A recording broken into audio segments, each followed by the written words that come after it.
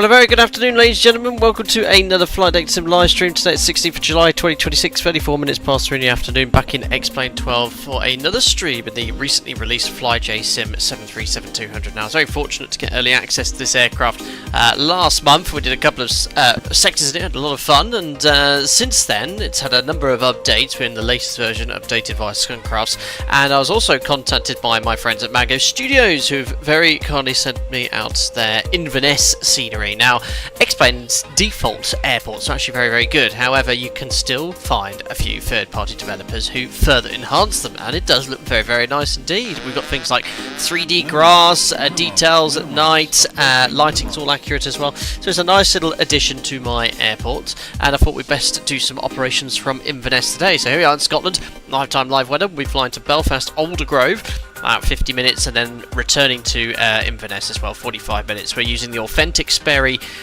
autopilot. I can't remember what it's called, the Sperry SP77. So remember, this autopilot has only control wheel steering and pitch and outhold. That is it. We're going to fly an RMP approach into Belfast Aldergrove and come back here to do a DME arc onto ILS runway 05. Now, I think later on as well, the visibility in Inverness isn't very good. It's going to be LVPs in 4. So we'll hope to have our fingers crossed that we don't have to do LVPs later on, but you guys would like to see me do that for sure. Having so, I hope you're doing well. 25 months as a member, just over 2 years. I think it's not the first time I've seen you there with an alpaca mesh. No, you have seen it already, haven't I?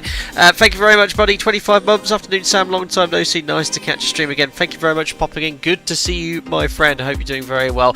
Almighty Snark Gold. The Inverness approach is fun. Did that a few years ago in 2020 in the 146. Very, very nice indeed. You can already see all the beautiful scenery coming into view as we zoom in towards our 737-200. I don't have an Alpaca Airways liveried aircraft this, however, many years ago one of my members made this FlyJSim livery for the 200, so we're using this today, flying as Alpaca Airways, which is really cool. Who else got in chat? Victor Werns, hope you're doing well. Let's go. Almighty Snark, good afternoon to you.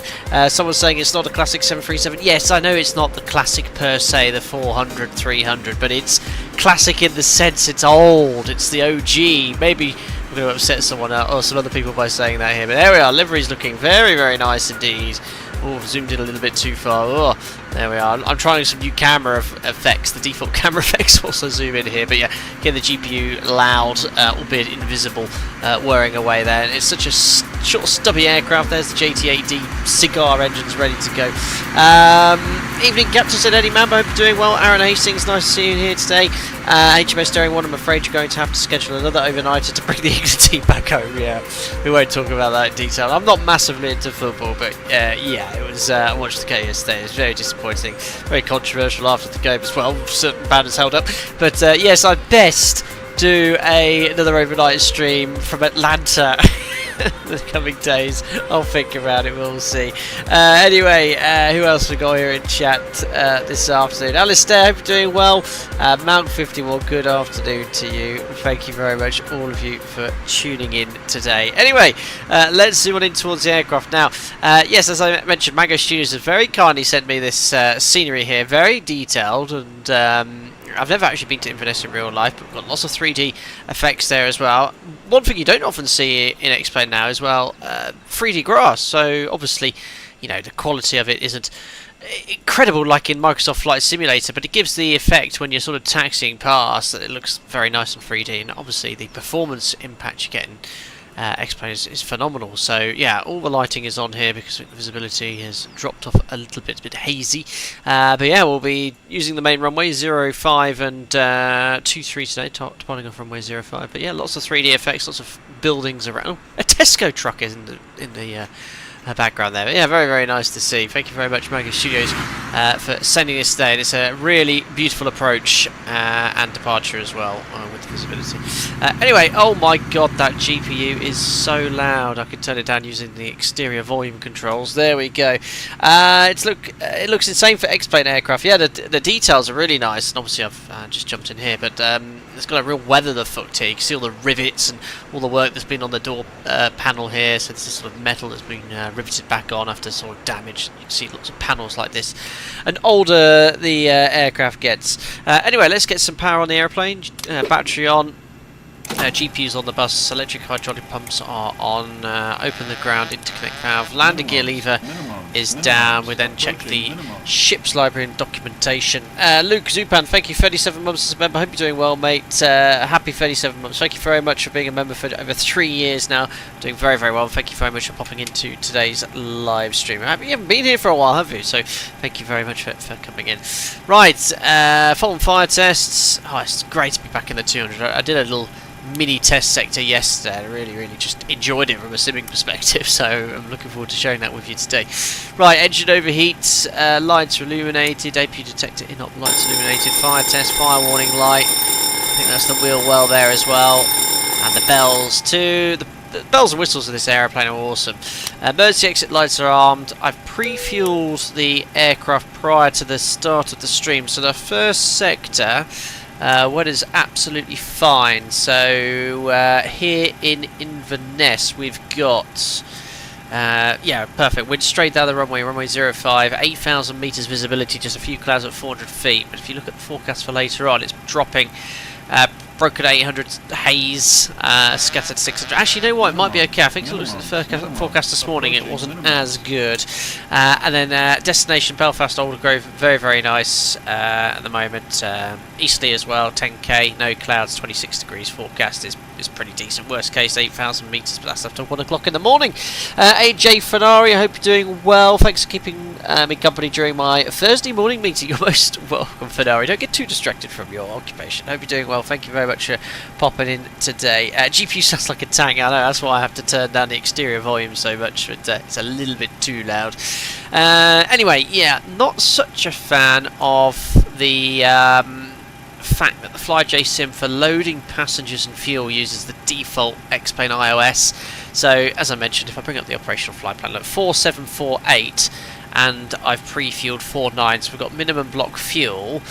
Look at this as well, because the fuel burn's a bit broken in this aircraft at the moment. I looked on the FlyJSim Discord, and the suggestion is to use a fuel bias of -15. So I don't know if it's the fuel burn so much on the aircraft that's broken, or if it's a sim brief OFP issue. But yeah, the fuel bias adjustment I've made makes it a little bit closer to the actual aircraft burning. So there we are. So yeah, look, the fuel's on board. I've loaded the passengers. If I bring up their little V card, you'll see down here 0 fuel weight is 42.357. On SimBrief it's 42.2, so yeah, within 100 kilos, and that's based off 120 passengers on 130 seats, just to keep the 0 fuel weight where we'd like it to be. Anyway, fuel's done, weight's done, so we can go back on here on the overhead panel. Seatbelt signs on, test the attend button. Flaps are up, which match the indicated position. Just do a quick takeoff config warning check. There we are. If I click this here, it will set the trim automatically, which is quite a useful feature. Transponder should be on 2000 standby. Now there's no SID from Inverness, so it's an omnidirectional departure. So if I go here, just hide the weather for a second, go to SID, look, no SIDs available.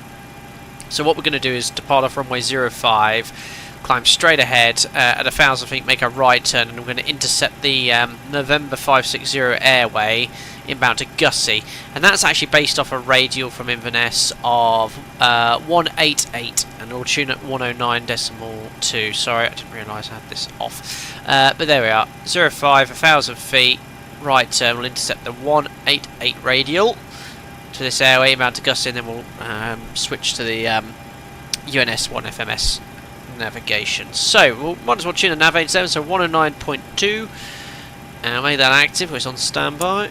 109.2, course is 188. Got the sync feature, so it just keeps them all aligned for you. 188, and the heading mode for departure, runway 05, 1. Perfect, so the MCP is pretty much set. The weather here is looking okay. QNH is 1024. Gary, thank you. 26 months as a member, 2 years. Alpaca badge for you. Thank you very much, buddy. I hope your daughter's coping in the heat. Yes, and it is a little bit cooler than us of late, so yeah, we're fine. Although I've nicked the air conditioning unit for the office, but downstairs it's absolutely fine at the moment. We're doing very, very well. Joe, with the late pregnancy, not so much. She's hanging in there in the temperature, but yeah, it's been so hot. But no, we had a good last couple of days out as a family. I'm off work at the moment. I've got another week off, which is great. Back to work Wednesday next week. Right, MCP's set, bugs and bearings, so yeah, I can use the V card here. There's no takeoff performance calculator available with this aircraft now. I did a flat 5 takeoff, not the longest of runways, 1900 metres. Flat 5 uses most of the runway, but we'll just use that today. So I can set the speeds, press set bugs, there you are, it sets the bugs for you. Takeoff EPR 2.15, which is 97%, we'll reduce it to 92, climb thrust around 1500 feet. And the CG I've already set, so that's done. Instrumentation's all good. There's no RTO auto brake function. We're going to use nav and nav for the initial part of a departure. And now we'll load up the UNS FMS, so we'll get it powered on here. Polyonsk 120 passengers in that small airplane is crazy. Yeah, it's if we go here in the cabin, we've got you can sort of see the seats there. It's not the biggest aircraft. There you go. It's very, very short compared to the NG and Max. So yeah, it only has 130. But if I go up, I'm just right below the max 0 fuel weight with 120 with the checked-in bag, so I couldn't load the full 130 today. Great, Amy's UNS is loading up. We'll accept it with the latest AirAC installed. Accept, and let's get it loaded. So what I'll do, I'll bring up the flight plan here. Bear with me because it does take some time to get this loaded, and it's not the FMS I'm familiar with. And he buys a PC that runs at 1000 degrees, buys an AC unit that can barely cool a Matchbox house. Boy math. Yeah, it's a very small AC unit. It does the job. It maintains the temperature at around 27, 28, which is, in my shorts and t-shirt, okay. Right, let's go here to flight plan. So it automatically puts Inverness in, which is Echo Golf Papa Echo. We'll put in Echo Golf Alpha Alpha as our destination. I think there's several ways you can load up the FMS, but this is the way I've done it in the Dash 8 before. So that's in, except you can see the magenta line on the MFD 640, 188 miles, so quite a short sector. We'll now go, because there's no SID, we're going to go straight to flight plan. No, hold on, I think I need to. I think I've screwed something up here. Do I need to put the waypoint in first? Gussie? I'll select this. I think you can... list. Plan. No, what I'm going to do is just put Gussie in afterwards. Build the route that way. I don't think there's any... yeah, except I can just build it that way. Oh, look, it's moved it down. Perfect. So after Gussie, direct Nesdy. Nesdy, accept. After Nesdy, it's an airway. Now to get to an airway, you select list airway. After Nesdy. Oh no, hold on. I need to highlight Nesdy first, then press list. It's a bit complicated. List airway. Oh no, return. Airway's the second one down. There we are, from Gussie, November 5601, enter. Oh, what a pain in the arse. And we're going that all the way to Urson. Where is it on the list here? Next page. Is staring me in the face. Number 4. There we are. Perfect. Urson. Oh, what have I done? Inverness, Urson, and then back to Nesdy. Look at the track reversal. I just hate this boxy thing. Alright, Nesdy, Lagav, Imbas, Urson, and then I can delete this Nesdy. Alright, I'm getting somewhere. After Urson, Turnberry. I'm just going to delete... There we are, I think that'll help. Turnberry, Tango Romeo November. Turnberry, that's near Prestwick, Ayrshire, very nice. Turnberry, and again it's an airway, so select this, list, airways. What, November 5... No! What have I done? I want it after Turnberry. Yeah, it's a real complicated FMS, but I thought... Right, select no link then list. I think I need to select it there. There we go. There we go. I'll be spending most of the day setting up the FMS. So to Turnberry we want Papa 600. Which is on the 3rd page. 1. Enter. After Papa 601 Blacker number 2. It'd be quicker just to put the waypoints in manually. Alright. The tracks all make sense. So 28, Gerver, Tunso. We've got number 9, Blacker, Direct Bell, which is the VOR. So what we couldn't do here is put Bell, enter, accept. Now, for arrivals, menu. Where's the menu? Arrive, perfect. Oh no, I need to put the airport in first. Echo Golf Alpha Alpha. I don't think it has a SimBrief sync function. Echo Golf. Oh, it's a good job I didn't start the APU. Right, menu. Arrive. There we go. Runway 07. No stars available. We're going to do an RMP approach. Runway 07. Enter. Now what I'm going to do is... Let me just bring up the charts here. We're going to probably route... If I overlay this... Our routing takes us direct here, but what I'm going to do is, prior to the VOR, is then route to Lurgu. So we're going to go before Bell, direct to Lurgu and self-position, unless we get ATC, but we want the Lurgu transition 1. And remember, this aircraft, albeit as such a basic Sperry autopilot, it can fly an RMP approach, which is pretty impressive. Okay, back to flight plan. No link, so I think I can just delete this. Here, okie dokie, I'm in business, no discontinuities, you can sort of check the routing here. Yeah, no silly lines, it's a straight line, perfect, happy days. Right, what else do I need to do in this? I need to put in some performance information, so it's not performance. Uh-oh, has it crashed? Oh no. Where do you put the, that's it, this is the page I want here. So 0 fuel weights. You can just read it straight from the bug card. It's 42357. Enter. And the fuel on board is 49.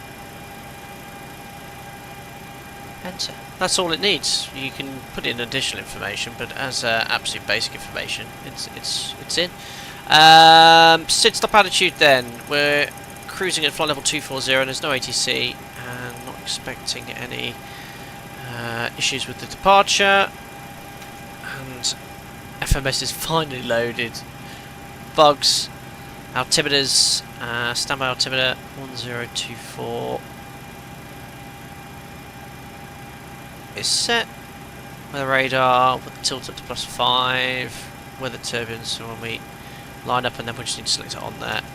And the radio tuning panel is all set. We'll just go over to Unicom 122.8. Active. Alright, cool. Listen to the VOR, make sure it's identified correctly.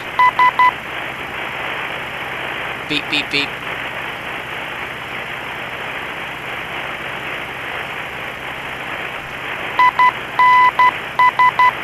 India November Sierra identified. Perfect. Happy days. Glad that's working nicely. Right, let me catch up with chat. Find the Phoenix 319 special engine for close to top of December. I can't miss this stream. Oh, well, good luck with your sector. Thanks for popping in, Steve. Oh, she's old, so we do have to make allowances. We do. So, would my holes to Spain in the 80s have been in one of these? Remember flying with Britannia and Monarch? Probably. It's an old aircraft, that's for sure. Okay, let's crank up the APU.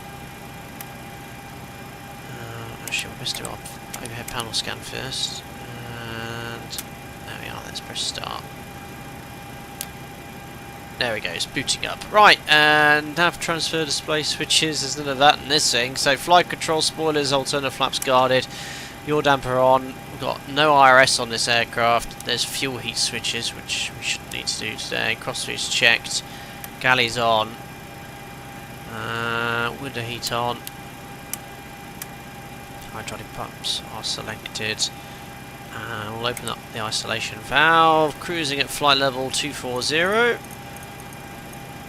Our pressurization then, cabin altitude 2,900 feet.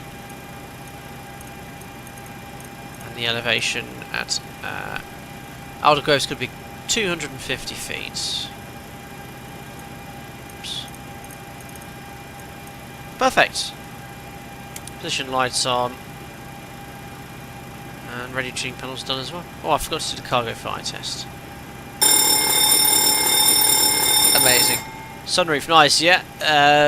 Pilots complained so much about this that they're all now blocked, but they are still there. That's the funny thing. Right, APU's on the bus. Put on one pack. APU bleeds on. Get some nice conditioned air in the cabin. Perfect. So yeah, look, guys, the SID is really simple. No SID. Just like I said already, runway heading. We'll make a right turn to intercept the 188 radial. Climb straight to our cruise level. All right, we'll get the GPU disconnected. Checklist. Options, there we are. So GPU's off. All the rest is all configured and set, and now we just need to close the doors. Ah, where is it? Doors, there we go. Awesome. Turn up the exterior sounds now. I've shut off the GPU. Cool. Love the air stairs. And what's also cool, it doesn't have air stairs, but there's stairs in the rear door in this aircraft. We'll look at that later. Right, whilst that's going on, we'll get some better pushback orders. Okie dokie. Oh gosh, the apron filled up quickly. There we go. Something like that. Yes, better pushback. Down to cockpit. Plan acknowledged. Call me through the menu when you're ready. It's Angry Brian. Yes, better pushback is still a little broken with this aircraft. You've got to be really careful. Don't touch the rudder brakes, otherwise it goes into a crazy spin, which happened last stream. So yeah, we've got to be careful of that. Right, let me just turn off ex-pilot labels. I only do that for the members group flights. And yeah, sorry, I need to order the best book. Perfect, connect. Ground to cockpit. Tow is driving up. There we are. Gotta love the old analog clock. I know it's massive. Right, we're ready to go. 4 minutes ahead of schedule, albeit we need to get the tug attached. BA tug is going to go through the metal fence. There we are. So we've got a Nordwind Airlines and a hovering 800 by the looks of it. Perfect. Hopefully, it won't be too late. It's a bit of a cramped apron here. I don't even know if they have tugs in Inverness or their self-positioning.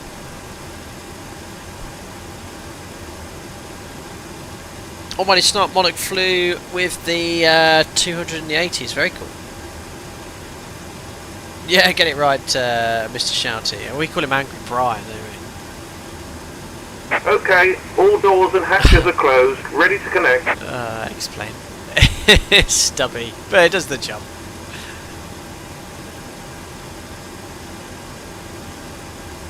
Was this a lift-up job? Yeah, last time we did the stream, we had this tow and winch adapter, and it made the aircraft go bonkers. Oh gosh, before I do anything, let's get new Sky up and running. It is an Alpaca Airways flight.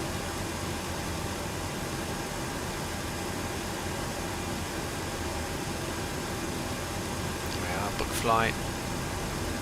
So Alpaca 73 Bravo Alpha, departing from Echo Golf Papa Echo, Echo Golf Alpha Alpha with a Boeing 732, which we do own in Alpaca.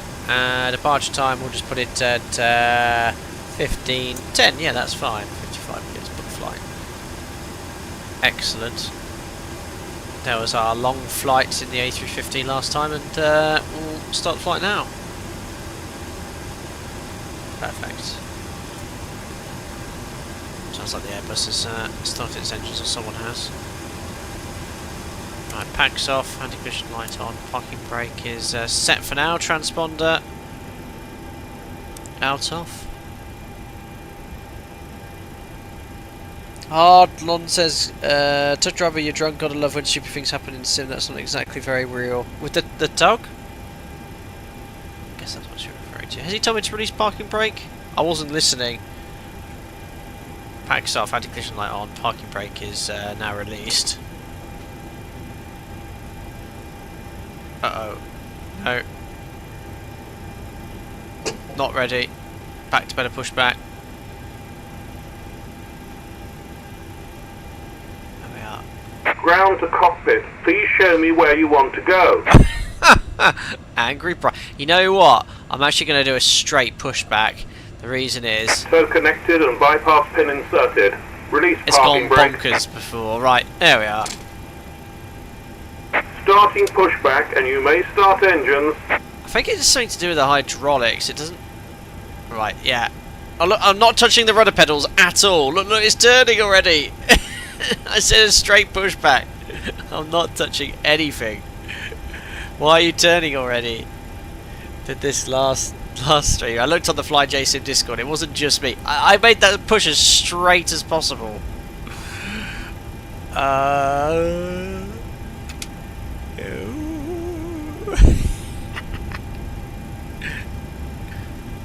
It's a bit wiggly, but we're not going into a wild spin. Why are you turning? Oh. What is going on? It's a bit extreme, right? He's going to put me in the grass. Oh, stop! Oh, he's put me in the grass. I will sort it later. Operation complete. Set parking brake. Yeah, I don't think so, Brian. I'm in the grass, mate. Disconnecting toes. Stand by. All pressure. N1. 25 fuel on. Spool up time's a little bit too quick. There you go, the gravel car. I wasn't expecting to use it in Inverness. Oh, cool! Look, I better do some uni coming soon. So a little, I can't remember what twin that is. All right, starting to cut out. Engine 2. Looking good. EPR's fine. All in the green. Excellent. Starting 1. 25%. Oil pressure, fuel on. Tow is disconnected and bypass pin has been removed. Hand signal on the right. We'll see you next time and have a safe flight. Perfect. That seems very nice. Mango Studio scenery is very, very nice indeed. Right, we'll try and get a remote stand in in Aldergrove. Alright. Tug's gone. Jenny's on. APU off. Start switches. Low ignition. Probes on. Close the isolation. Oh, sorry, the interconnect switch. Packs on. Auto. AP bleed off. Flight. Flaps to 5. Flight controls. Forward. Back.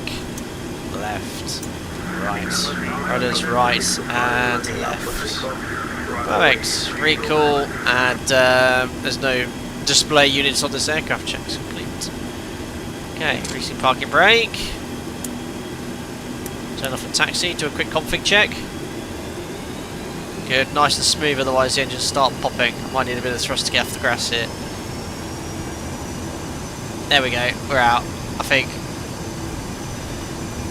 Inverness traffic up back at 73 Bravo Alpha, taxi to runway 05, departure south. Alright, out the grass.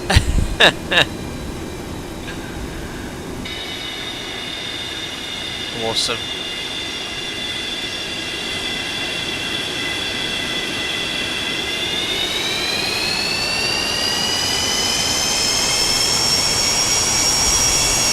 I love the old 200.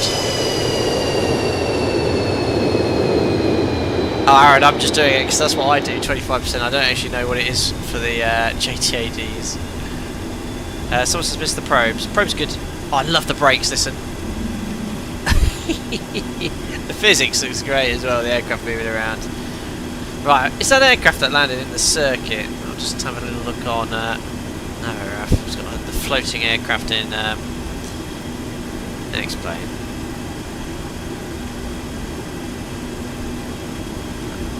Oh, the brake sounds are superb. Alright. bit different to the A350, that's for sure. I think I prefer this. Right, let's have a look here at the charts, see what's going on. He's departing, there's no ATC, it's uncontrolled. And that aircraft's landed, he's departing. Yeah, I think we're good to go. And the aircraft's taking off there as well. Perfect. Inverness traffic, outback at 73 Bravo Alpha, lining up runway 05. Alrighty. So strobes on. No, we'll do a raw date departure. TRA weather radar is on. Weather standby.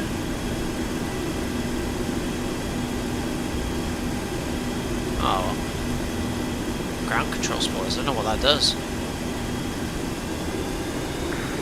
Okay, MCP set, transponder TARA, strobe lights on. And we'll imagine we've got to take off clearance, which just give us a bit of spacing from ourselves and the traffic ahead.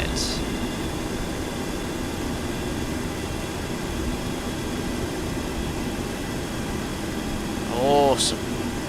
Nice lights are on. Yeah, looks really, really good. And I meant for the NG mags, wondering if it's actually required with the fade it prevent a hot start. Oh no, no, no! If you chuck the fuel in, it's directly gonna open the fuel valve. So no, don't. You'll get a hot start if you chuck in the start even too early. Perfect. Right, I think we are good to go. Just having a quick look at the aircraft on FlyJSim, just to make sure we've got sufficient spacing. Yeah, looks like they've already made the turn, so I think there's nothing stopping us from going. No timer on this aircraft, guys, so I'll just make a note of the time. It's 15:05 Zulu. Let's not push Toga because there's no Toga, but Toga's chat. Let's go to Belfast Aldergrove. Oh, I love this aeroplane. Okay, nothing shooting off. Temperatures all looking within limits. Set takeoff thrust. Okay, 2.15. A bit more. There we are. Takeoff thrust indications on. 80 knots. Checked. Release forward pressure.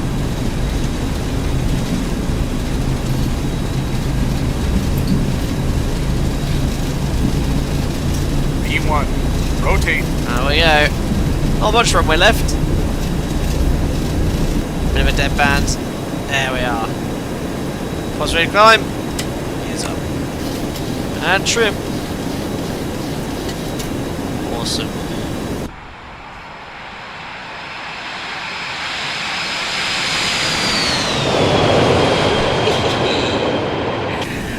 Alright. 1,000 feet, we'll lower the nose. And we'll accelerate to 250 knots. 1,000 feet per minute.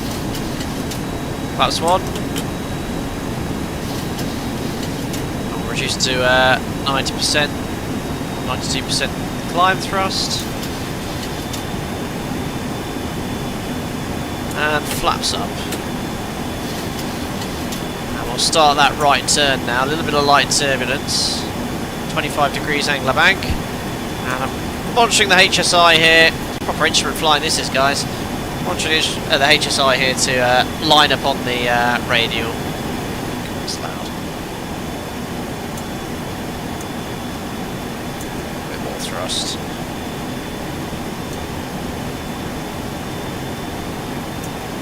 Still trying to accelerate to 250 knots as well.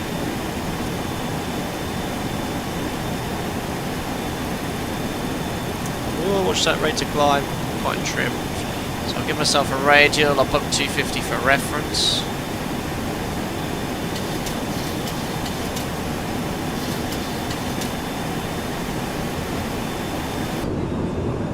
Oh, window's closed. There we go. There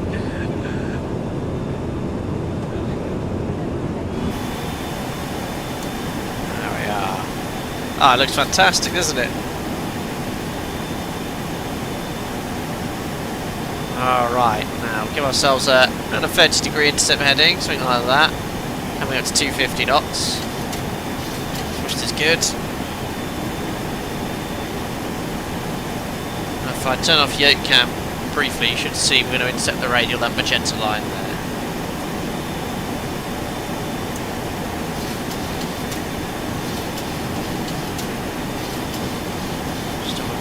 goes down. Trim's not very sensitive. You know, you would make large trim inputs like that on the NG or Max. Whole thing is so slow. It's actually not slow at all. Obviously, I'm climbing and turning here. Still the low cloud coming in over the highlands. Beautiful. Out of that Mr. Merg, we're in on departure.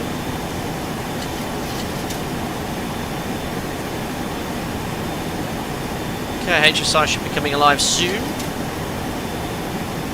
Have to take off checklist.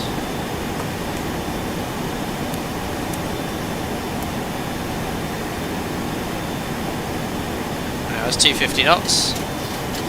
Flies beautifully.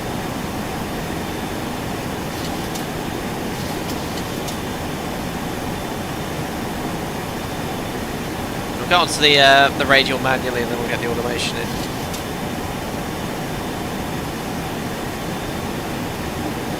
Okay, there's the HSI coming alive. Quite close to me, already 6 miles away, so probably should turn a little bit earlier. 250 knots, beautiful.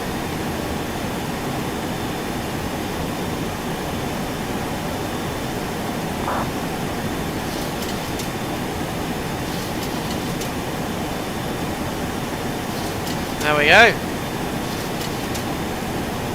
Nicely lined up. HSI's coming in. 250 knots. Happy days. We'll get some automation in here. So what we'll do, we'll just match the heading bug to start. Chuck on heading select. It's control wheel steering only, remember. So we've got to adjust the pitch as we see fit. I'll just completely have to take off checklist. So diffs 4.0, cabin altitude 1000, slowly climbing and set. At least the cabin crew, and there we are, just passing flight level 100. Make sure we set standard now. 1013. There we go, passing 103 for flight level. Cruise 240 checks complete. Pre-cruise checks. I'm going to lower the nose now.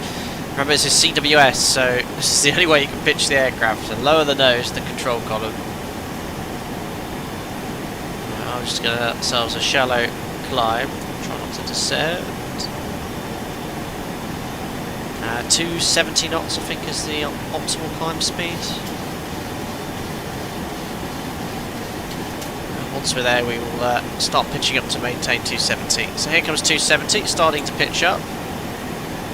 Find an attitude to maintain 270 knots. Thrust is good. Lower it ever so slightly.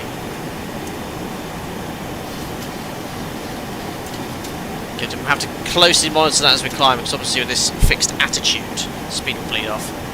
There we are, slightly accelerating, that's fine. Perfect! Great cruise checks. Oh yeah, don't forget to off lock to stay on the radial.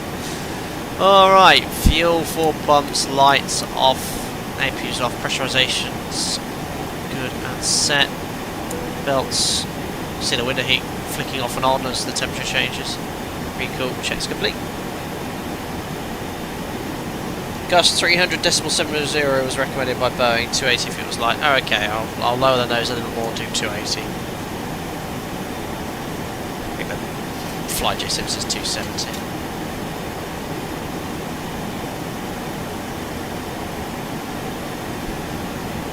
There's 280 knots, start pitching up a bit.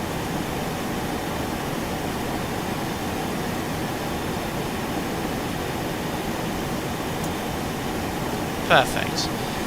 So, we're nicely navigating on the radial to Gussie. It's hopefully correctly sequenced the waypoint. Yes, next waypoint is Nesdy. So what I can do is actually switch to GPS navigation. So what I'm going to do is just go briefly to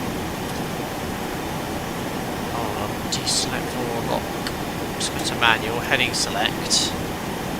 Switch over to GPS. GPS, and then you reselect heading select. There we are. And now it's following the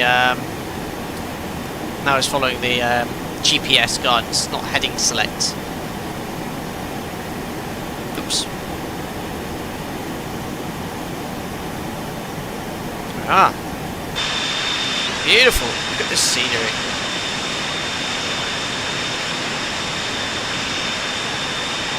Very short fly, guys.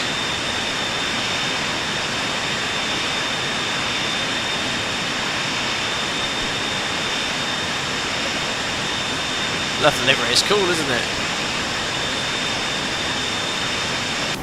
Awesome. So holding 280 knots in this attitude really nicely. I think it's on GPS navigation. Yeah, I know it says heading, but I think it's not actually heading. We'll be able to tell when we get to Urson. Hopefully we'll make a right turn. Yeah, with GPS selected, you go heading south. That's good. Cool. Keep an eye on the thrust. We want to be about 92% in the climbs. But about, yeah, that's good. This burns about 2.2 tons now. You can see the needles are slowly dropping as we climb and just become more efficient. A Technocat GPS to the 200, yes. This is based off. Is it a Nolanor fleet? So yeah, it's got a UNS FMS slave to a basic authentic Sperry autopilot. The Technocat, the autopilot is in pitch very basic. I'm happy to use CWS basically. Having said that, it can fly an RMP approach. Mac, CWSV command. There is no command in the Sperry SP77. This is all we got.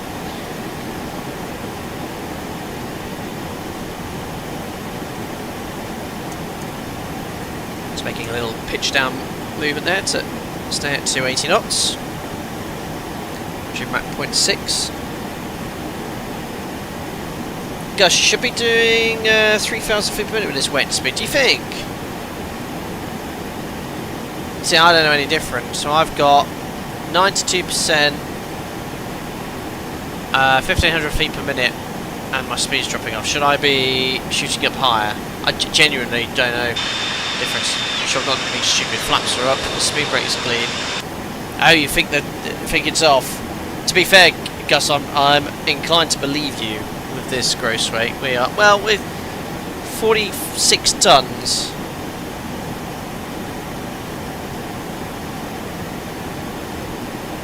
Vince FSX, where's the scenery from? Well, we departed from Inverness, which is from Mango Studios. The scenery out here is X-Plane Map Enhancement, which is free.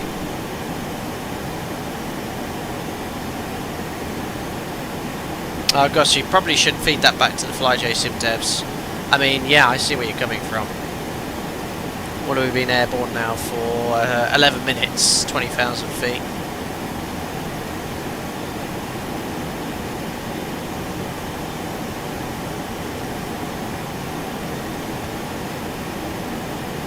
Yeah, well, Gus, yeah, you get to flight level 200 in less than 15 minutes.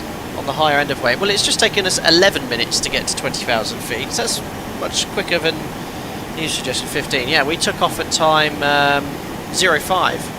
So yeah, 11 minutes.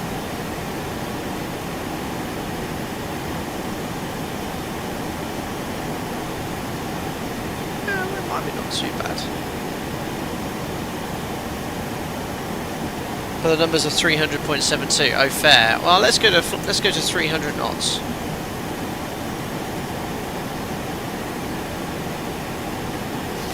I mean, yeah, it's the ones that quote here. They're much less.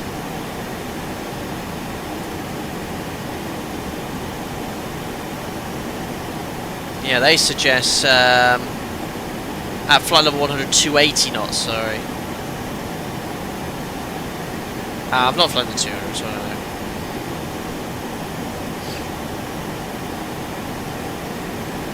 Yeah, I can see what you mean though, it's struggling to accelerate. Switch up the thrust slightly. Yeah, mate, Gus, you should let the devs know at FlyJSim.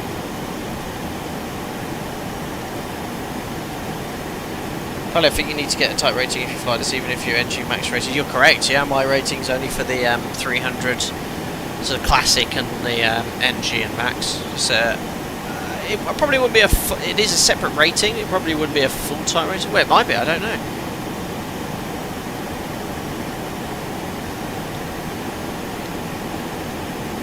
pilots had to work for a living back then. Yes, I am having to work here. Hard work.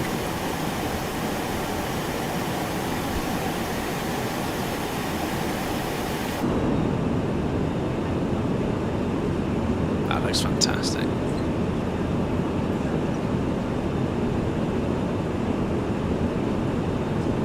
Cracks open can. Spectacular route. Let's have a look here. So yeah, we're going to go right over Glasgow, Turnberry, and we'll be starting our descent. Might as well tune the Turnberry VOR as that's en route. 17.5.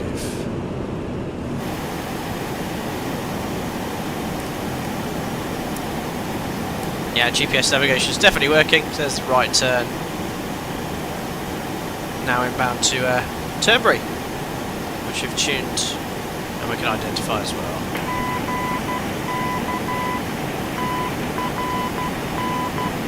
Yeah, that was Tango Romeo. Not that I know more, so I've got the table in front of me. On to go. Actually, what's our sim brief Mac number? Decimal 64. Okay. Oh, I'm going a bit fast. Took a bit of thrust off then. I only took standard block fuel.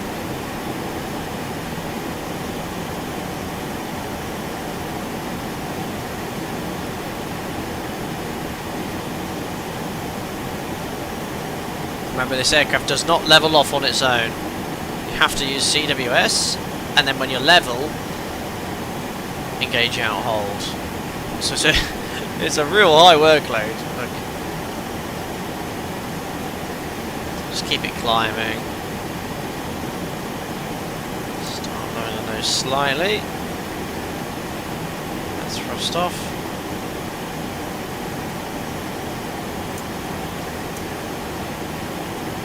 Ah! It's really tricky.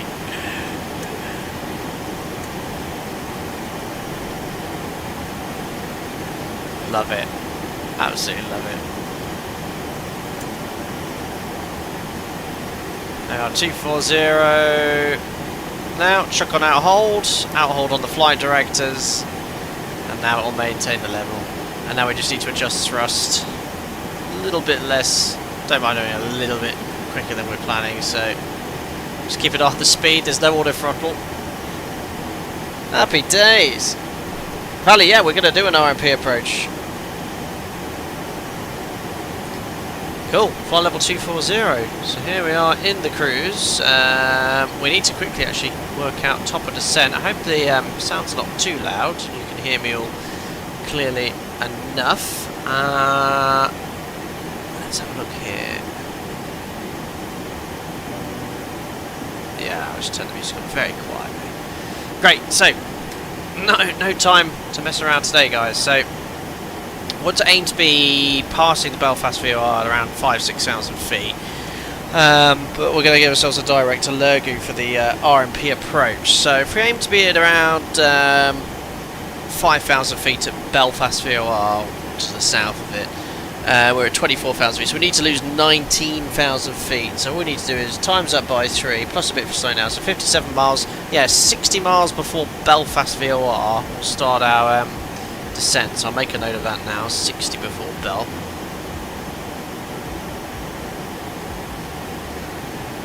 Oh no, I forgot. This doesn't have VNAV, but you can get VNAV guidance, can't you? So VNAV, target top of descent, so we'll put 2,000 feet with it.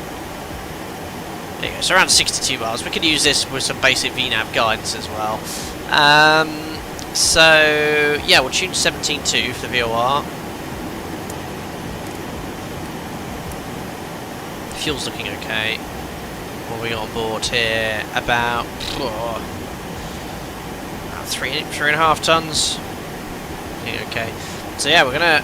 There's no stars. We're gonna fly the RMP approach. We'll put the final approach course in now, 066.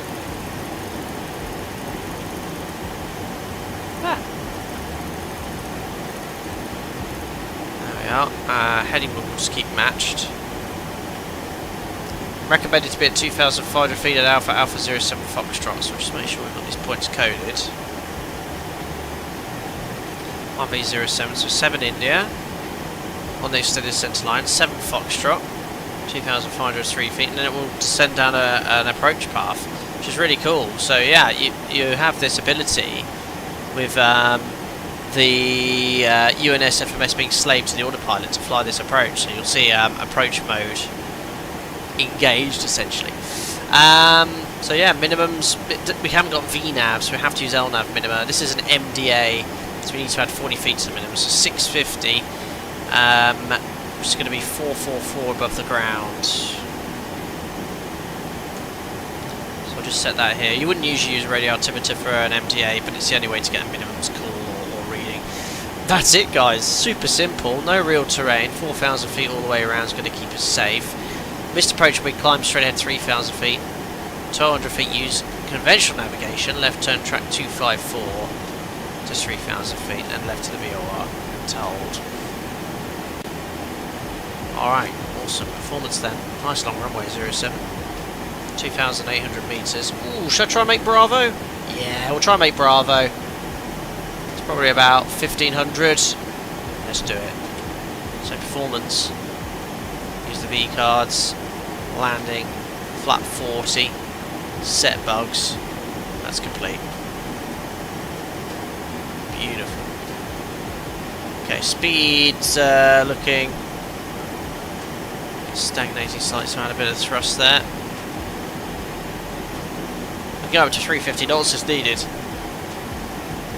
Should have done the offset VOR, it's fun, I promise. Yeah, it's 2 degrees offset. It's only 2 degrees, isn't it? I did that on my test sector, that's why, but yeah, we'll try the RMP today. Just to show you how you can actually utilise this old school aircraft to do some modern stuff.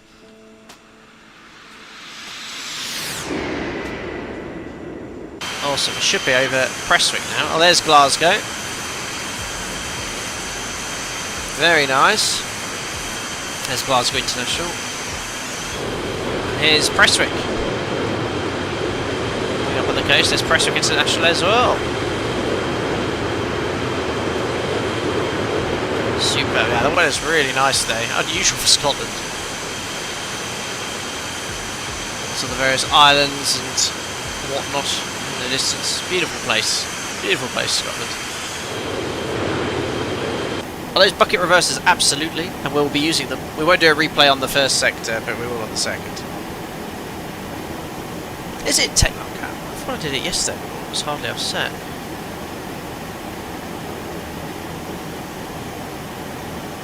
Uh, 050.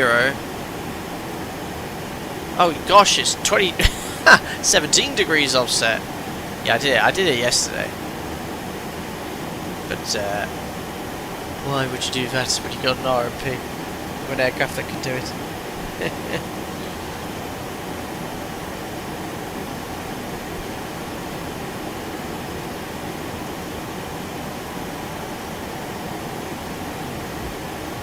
Gus and well, Wing Viking I know has helped provide input on this FlyJSim. Gus is very convinced something's not right, so I feel yes, you should get in contact, and I think Wing Viking's going quite hard to answer your questions.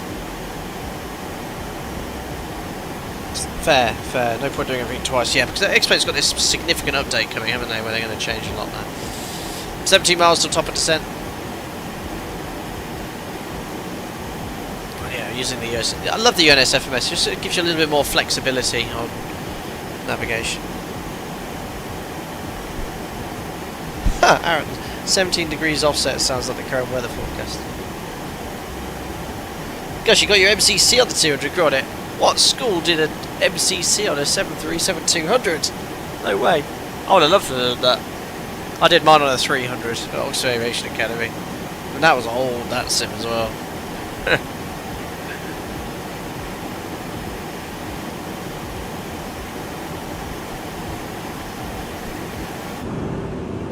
So small. I'm obviously the wing was originally designed to accommodate these engines, not what we see today, but the engines had to be modified significantly. Gus got into an NG, but the check was on the 200. Really? See, must be very lax rules in Brazil, because certainly in the EASA, if you start your type rating on one aircraft variant, you can't do it on another. So for example, my operator, we do 2 type ratings, one on the MAX, one on the NG. If you start your type rating on the NG, you cannot do any of the other sessions on the MAX, and you have to do your LST on the variant you did. You can't switch between the two. Very shocking the Brazilian authorities let you do your training on it. When you say check, what you mean the conclusion of your MCC? Oh, MCC doesn't have a check though, does it? You just finish your MCC. Oh, fair.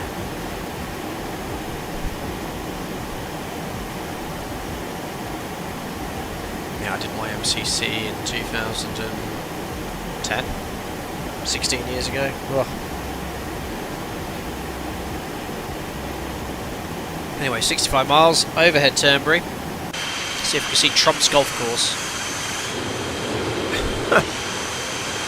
No, sorry, Turnberry's to the south of Preston. Beautiful, air shear, very nice.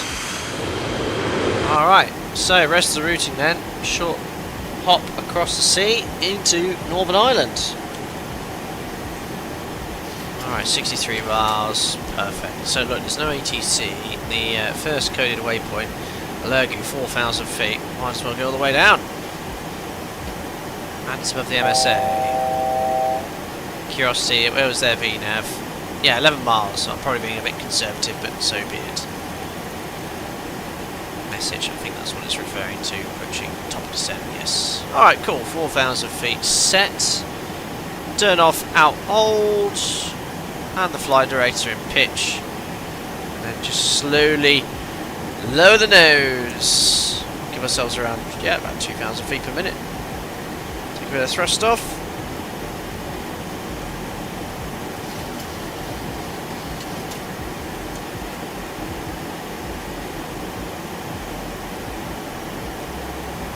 That's idle.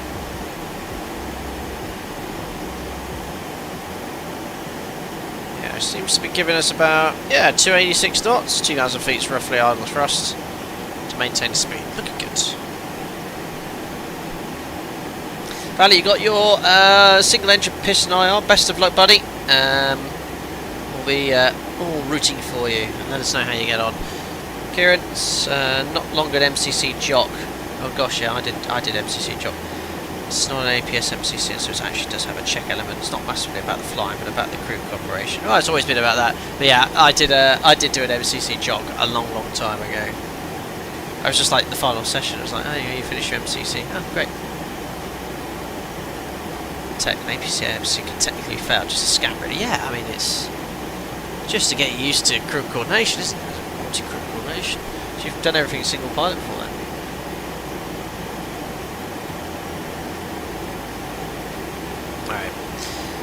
So, as mentioned, we're going to head towards the VOR, but prior to the VOR, we'll route direct to base leg point here, Aldergrove, 4931, 290 knots. Don't mind trading a bit of potential for kinetic, so if we go a little bit faster, that's fine. It seems to be holding the speed nice. We go right up to 350 knots.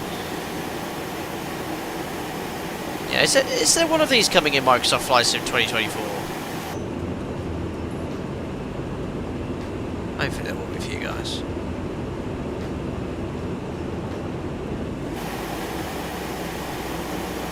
I love doing short, snappy sectors. Good fun. Well, thanks everyone for tuning in as well. 190 of you this afternoon, so thank you very much. Just started our descent into Belfast Aldergrove. We're landing in about 20 minutes.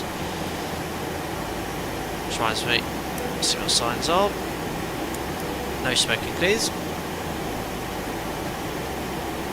Yeah, I have a funny feeling there is one coming for 2024.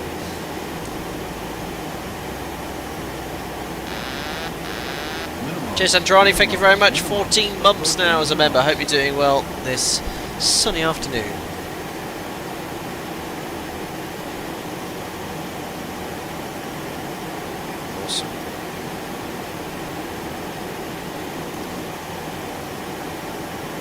Alrighty, after Blacker, right turn direct to the VOR, Belfast City as well. 2 airports serving Belfast. Oh yeah, I think you might be right, Blackbird Simulations, yeah. I think you could be right.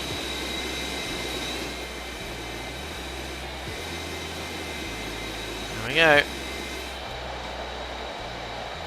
I've got the HF wire installed, although I need it. You know, see what the pilot sound ever catch you off guard while you're flying the Zebra? What, the membership ping? No. It's subtly different. You usually tell the difference.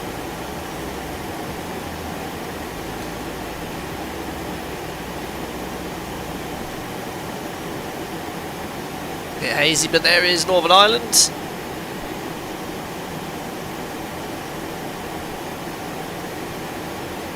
I can't remember last time we did 2 sectors. It's been a while, hasn't it? Been a while.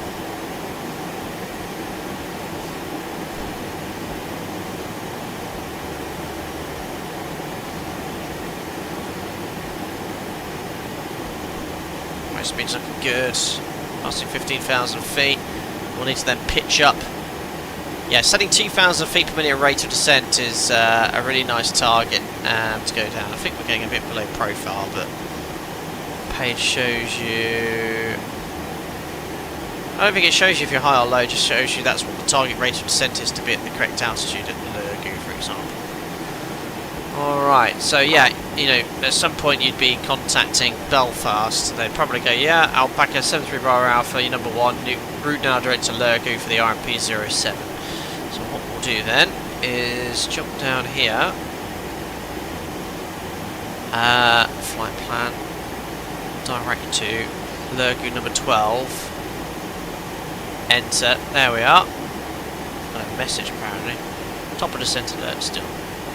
Back to V now. So that's showing us, right, okay, new level segment. I actually need a rate of descent of 1,800 feet per minute now. So what I'll do, I'll pitch up slightly to give myself 1,800. Using CWS. That should get us nicely to the correct height at Lurgu. I'll have to wait until you're inbound to the final approach point. You get this approach light illuminate on the sort of FMA display down there.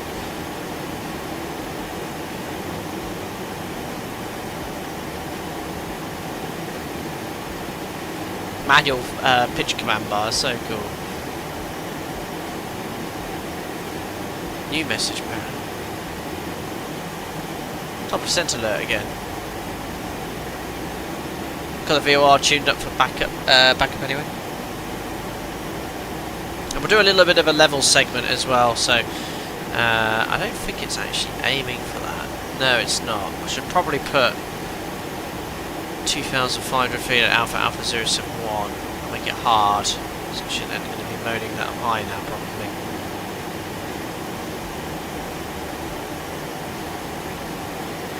Yeah, so now it wants oh, it's another level segment, I think. Look, but we'll just do a very shallow descent then. I'm just going to pitch up slightly. Just want to bring the speed back to 250 knots below flight level 100. Keep forgetting about my charts, sorry. It's a very hazy today, so that's accurate. Yeah, I have to say, it explains weather regarding visibility and how it looks is pretty decent. It's the winds, which is, well, both in Microsoft Flight Sim and X-Plane are a little skew with.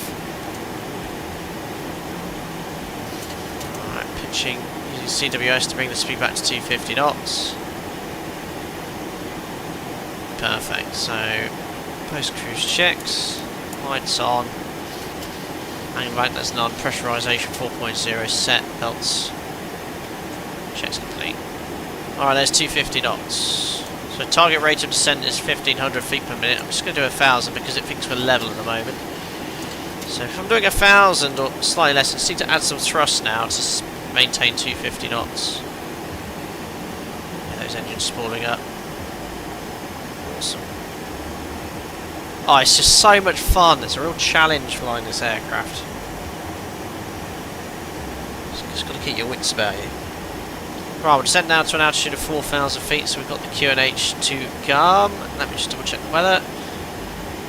No clouds, bit of haze. 1021 is the QNH. Just say QNH 1021.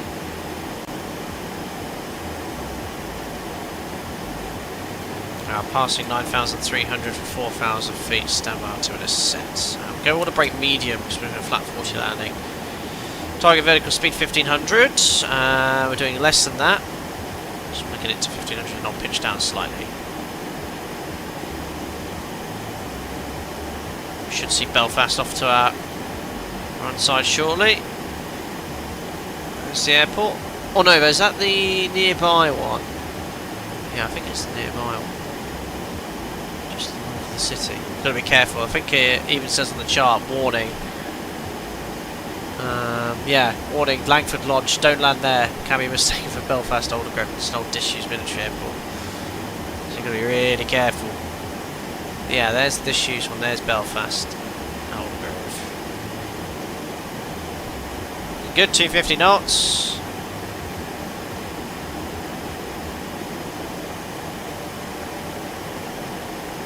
Now we have a nice little base leg. Lurgu, we're going to be there. Does it not give you time? I'm not sure, I've still got another level segment generated, but we'll just keep doing a nice shallow descent.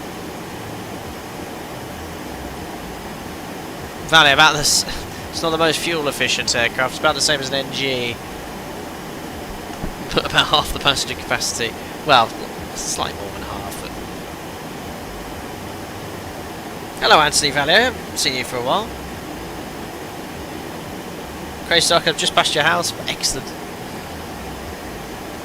Alright, so passing that generated top descent, so now we do need 1500 feet per minute. So I'm going to pitch down slightly, take a bit of thrust off.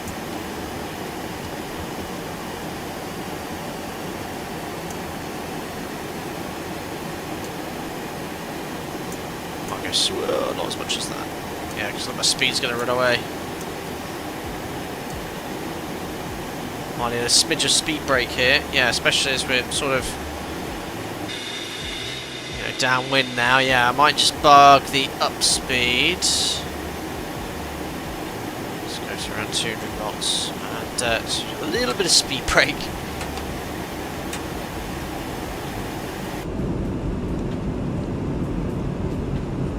Oh no, that's not. That's actually another disused aerodrome, and there is Aldergrove.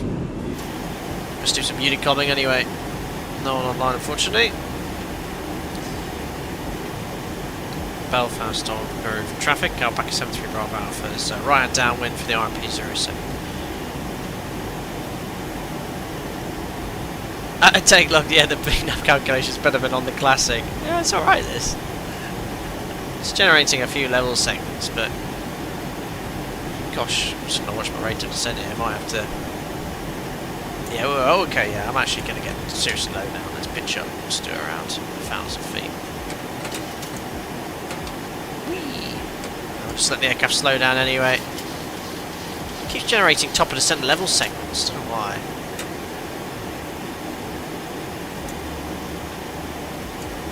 Still got 7 miles to go and I need to be level at 4,000 feet. So we'll just do about 500 feet per minute. Start reducing to around 200 knots. Try and do some sort of CDA, although I do need a level segment today. Oh yeah, bucket reverses, very nice.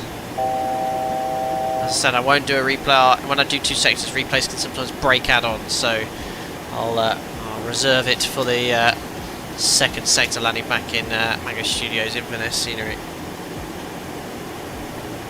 Gosh, I got my ETAs a bit wrong. I put an hour and a half block time for this sector. I've been landing about 45 minutes early. Want to go, remember that it won't level off, and we do need to respect the 4,000 feet Lurgo restriction. We can then step down to 2,500. Max speed for flat 1 in this aircraft's quite low, 230 knots. Flat 5's 225. Almost there.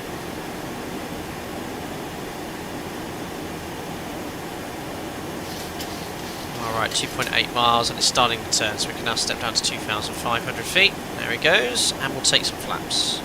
Low 230, flat 1, low 225, so flat. You can also keep extending to flat 5, and I'll bug 180 knots.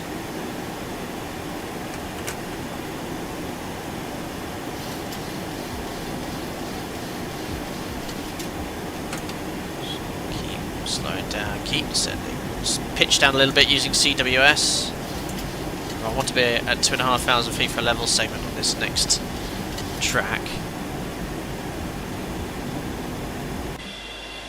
Oh, cool. Some ships down there, very nice. What FPS am I getting here? Yeah, pegged at 60. Beautiful.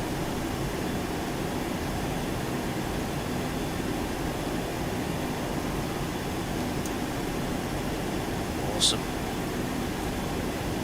On to go is checked. Whee! I'm just taking it get out to 2.5 as soon as I can. So we should get the approach option. There we are. We do, and we're a bit of a glide slope, which is fine, so just pitching up. Try and do a bit of a CDA. And a bit of thrust here to maintain 180 knots.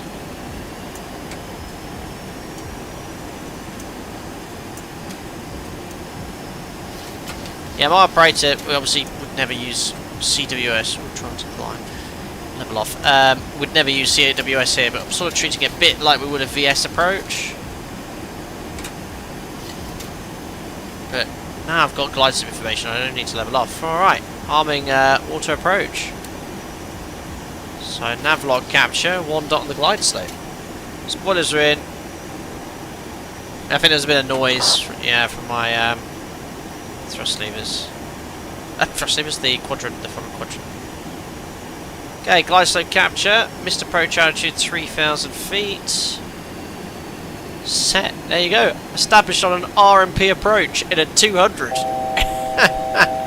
Unbelievable. 8 miles, doing 190. I think we best drop the gear. What's flap 10 in this thing actually? 210 knots. So we'll go flap 10.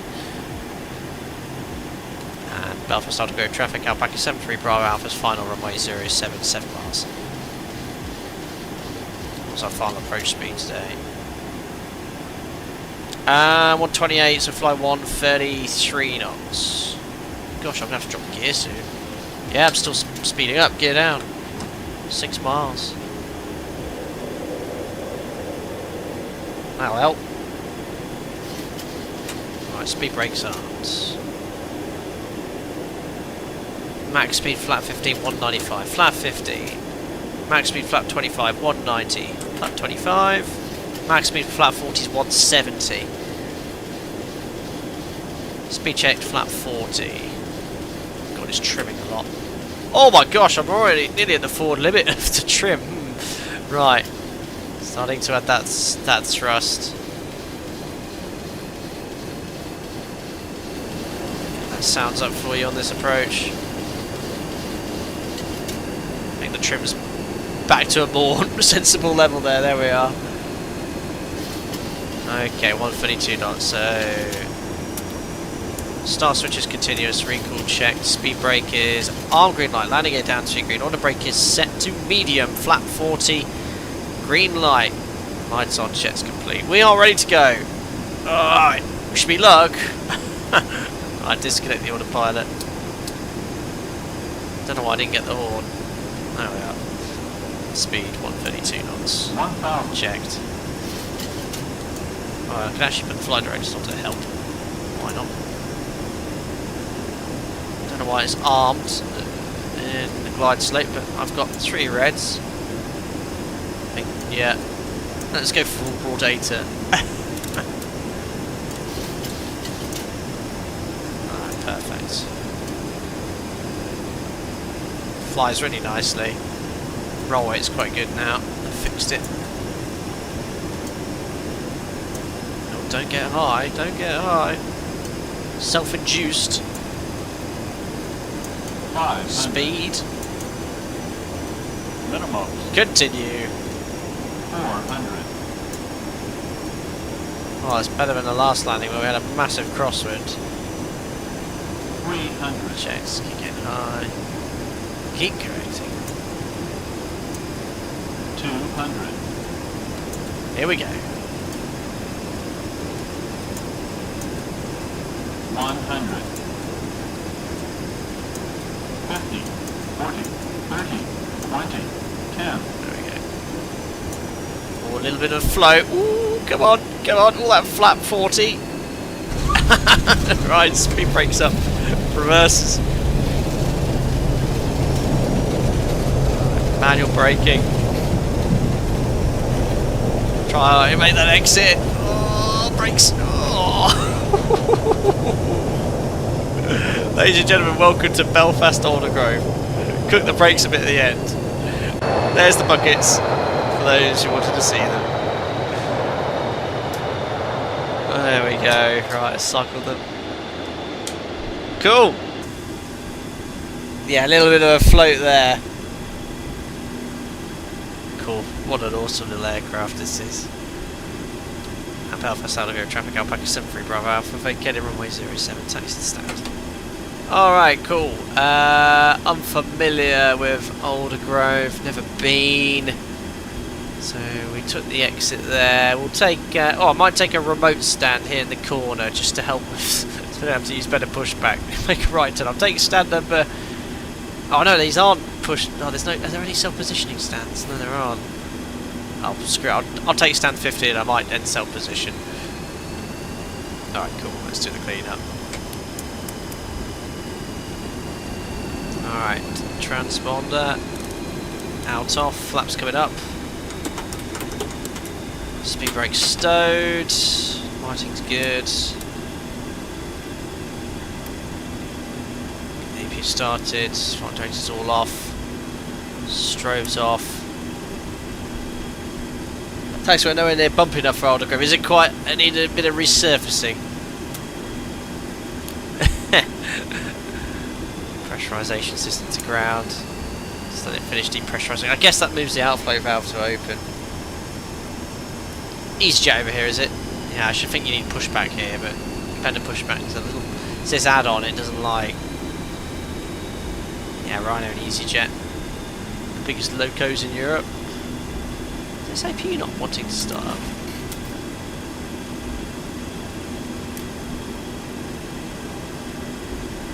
There it goes.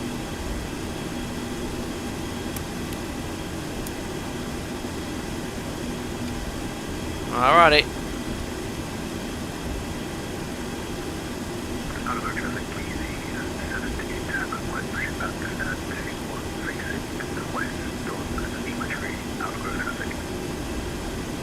Very sensitive to the old default. Oh! Taxing is good in this sim though, it's nice. What? I've gone backwards a bit. Oh no, he's kept his arm crossed. Alright, perfect. Alright, parking brake is set, AP is available. Perfect. 2 blues, 1 red, engine's dead. Ladies and gentlemen, welcome to Belfast Aldergrove. There we are. Doors, the manual cross check, we'll do the transits. So that's all configured and set, there's no voice recorder. I'll open the isolation valve, put the AP bleed on, put 1 pack on. Perfect. Engines are spooled down, N2's getting low, anti-collision light off. Perfect. It's not giving the option to close the light on New Sky, I'll look at that in a second. But there we are.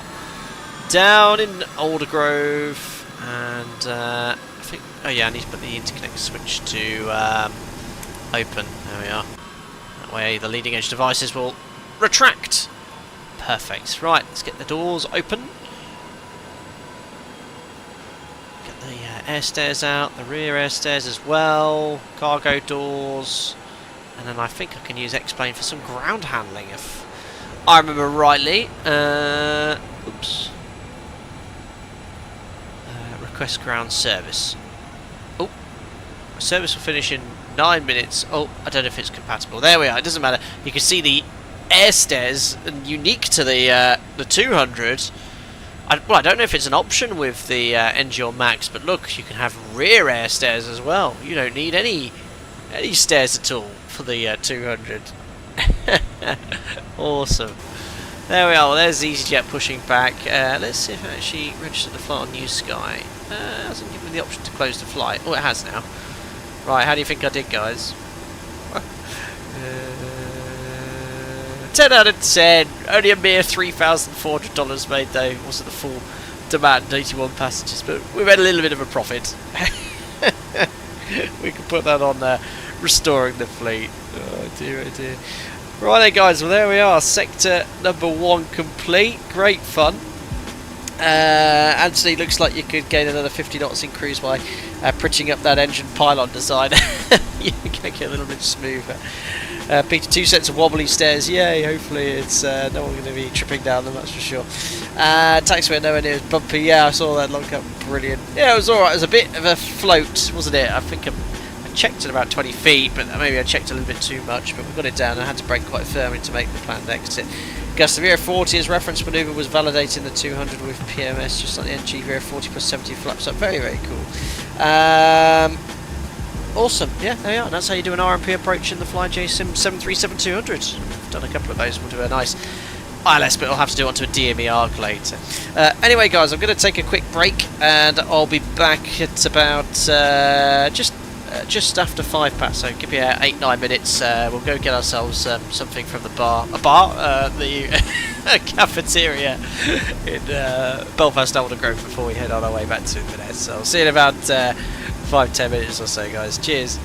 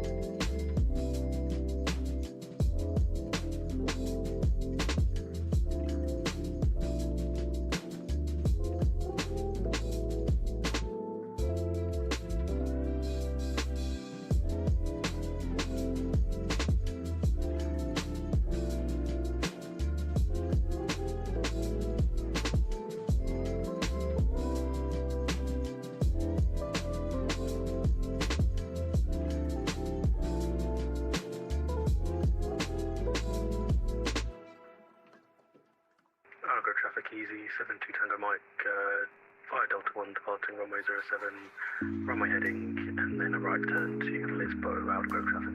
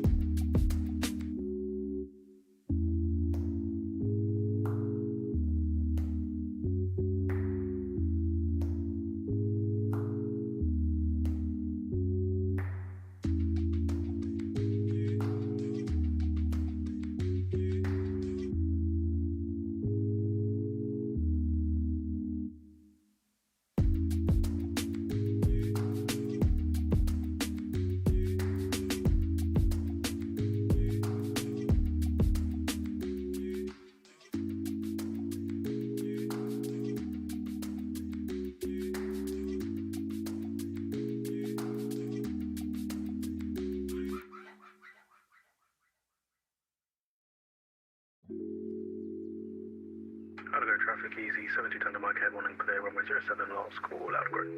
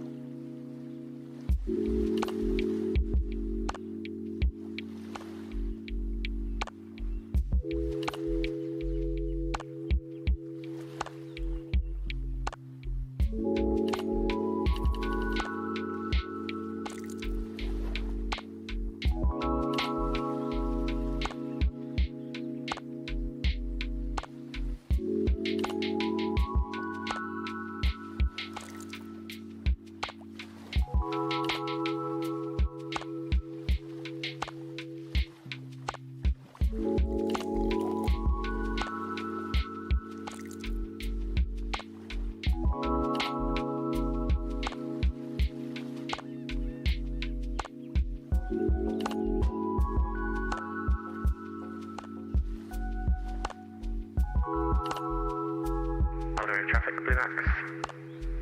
3-1 Romeo, Papa 16, pushing back to face west.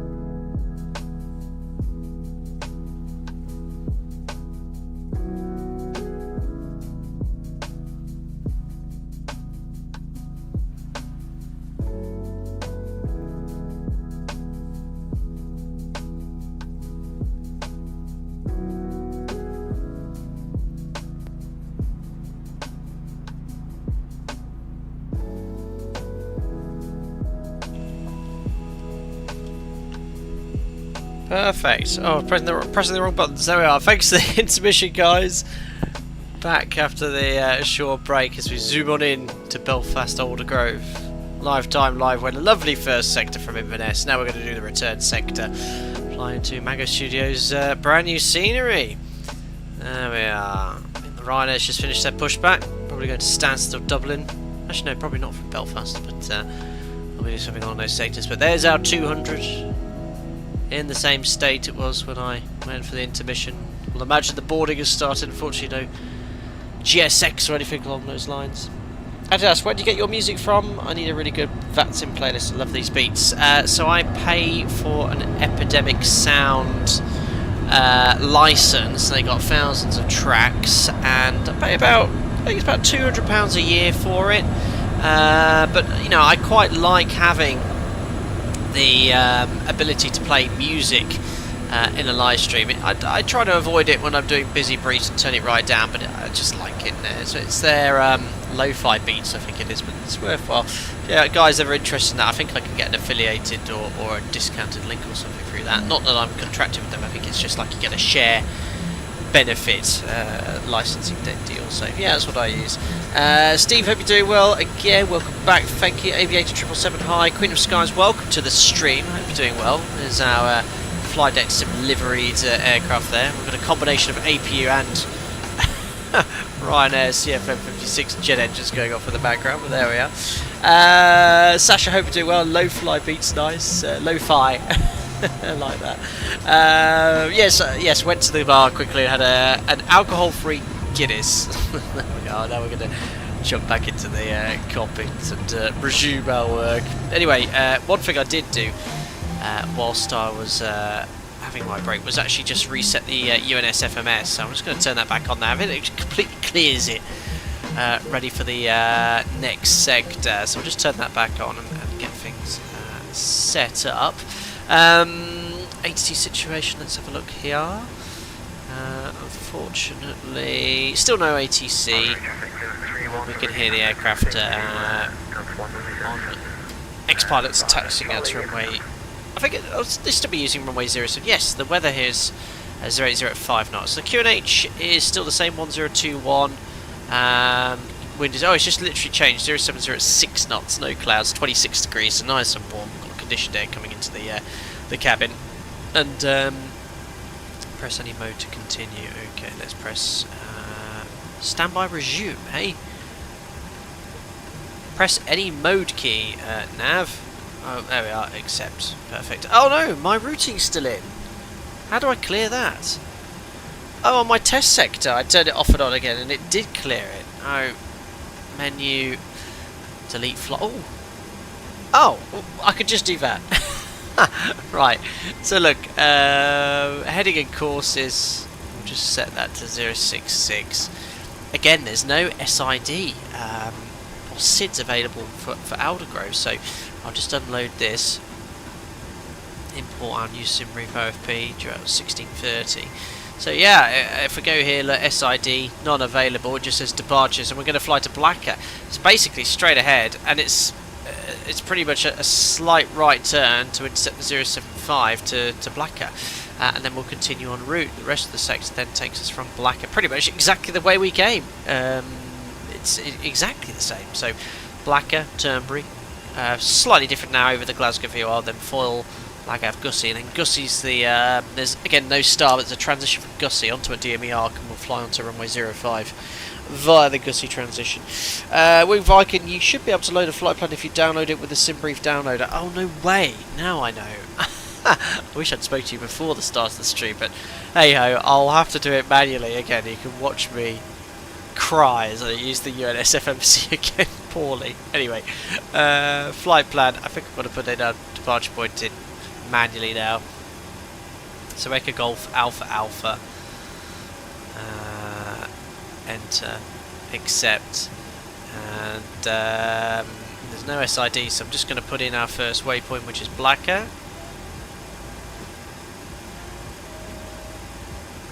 Blacker, accept.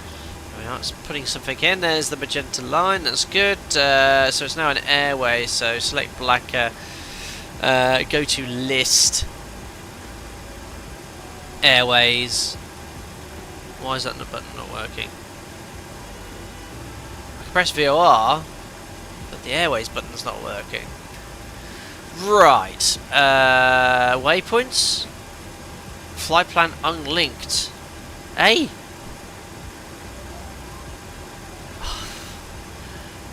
Do I have to select this one first? Okay, traffic 31 Romeo Papa Delta 1 runway 07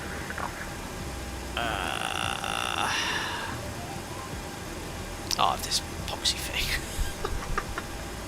Right. Select list. No, it won't let me select airway. Oh my gosh.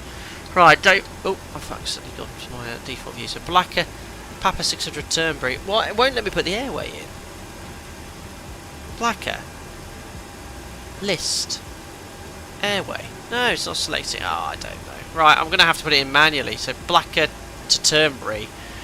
So the waypoints are Tunso, Gerver, then Turnberry. But I don't know why when I select airway it's not working.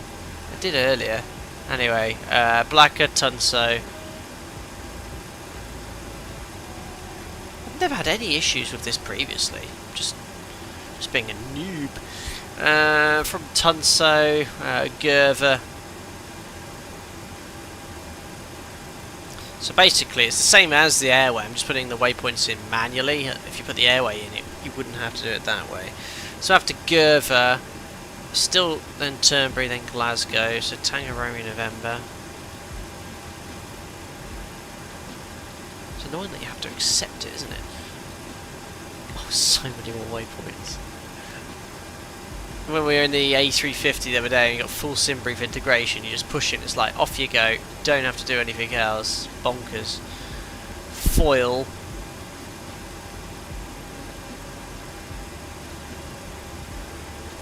Click spot issues there. What if you put endpoint for the railway then select airway? No, I mean I've never done that historically. You put the first waypoint then the airway sort of comes up automatically. Nearly done, guys. Look, if it's a straight line I might just... Where's the track? So what have I got in there? Foil. Oh, oops. Yeah, look, it's a straight line. I'm just going to go foil direct Gussie. If anyone asks, I'll just say, yeah, we're routing inbound on the radial. So it's an airway inbound on a radial anyway. So I might switch to conventional navigation, but I'm just going to go straight to Gussie. Don't do that in real life. Put in all coded waypoints, even if it's a straight line. There we go. Gussie, accept. Right. So Inverness, no stars, however, we're going to do this initial approach via Gussie. On to final approach for the VRILS. So Gussie, which approach is this going to be, I wonder. Let's first try and get it in the FMS. No link menu, list. Arrive. So no... Oh no, I need to put the airport in first. Oh, I like how it says Aldergrove out. Echo, Golf, Echo, enter, accept. Right, again, menu, arrive, runway 051, enter, star, none, approach 10. So we want the ILS 05, so number 2. Right. Ooh, which one is this going to be? So via ULAP? No. I think it might be the INBA. Or is that going to be some sort of procedural arrival it's trying to get me to select? Oh, INS is the VOR. ULAP. Where's ULAP? I'm gonna try. Oh gosh. I'm gonna try number 2. Where's Bombay?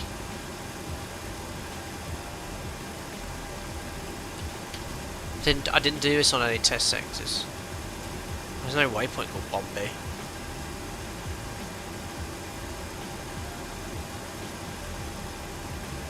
Oh no, ULAP's up there. Okay. Can't even see it coded. Bombay's up there, so it's not that. It's not ULAP. I'm gonna try number 2. Damn it. This is where you have briefing documentation, which sort of talks you through all the different waypoints. Gussie. Inverness. Where is that?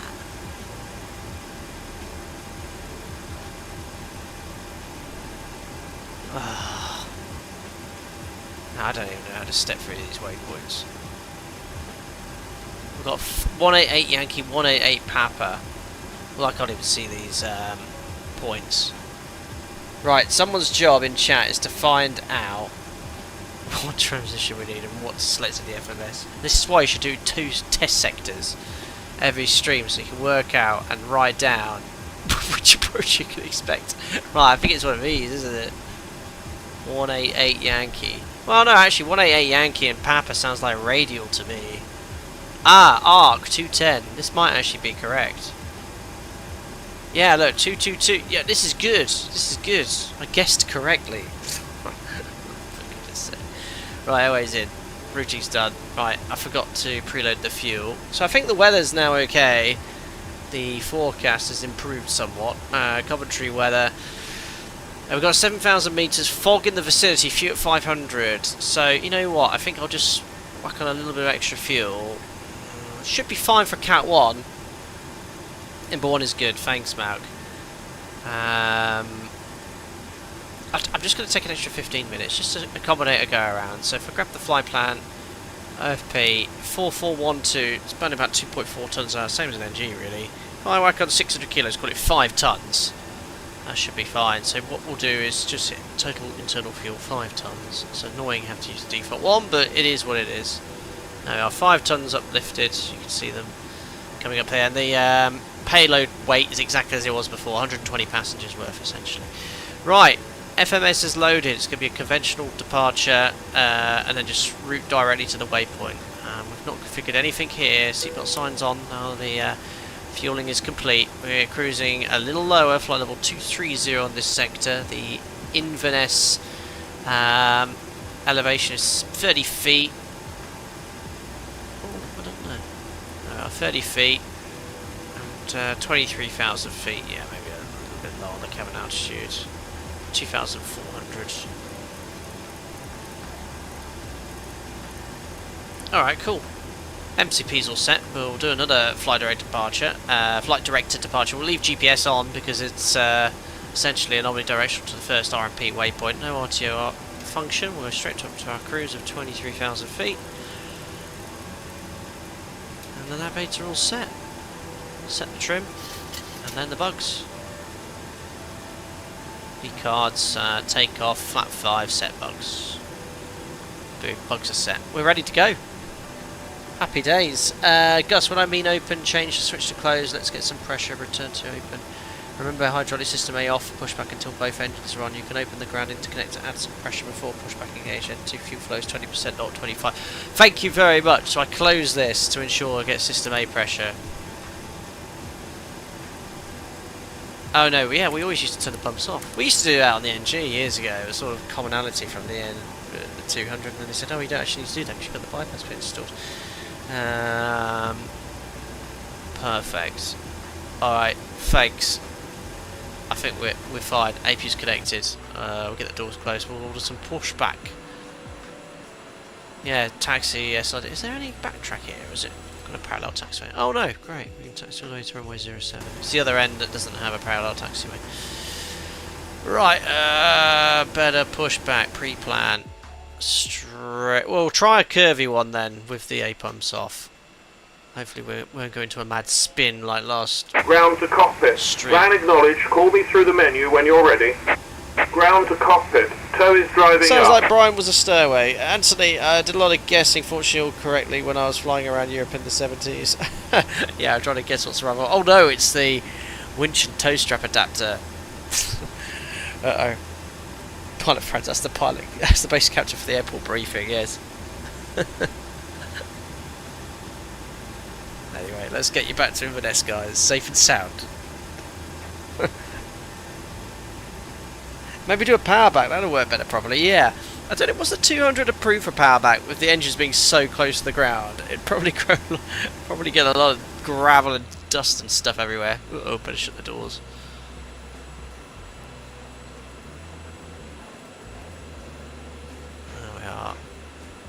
Okay, all doors and hatches are closed, ready to connect. Thanks, Brian. Nice day to go flying, at least.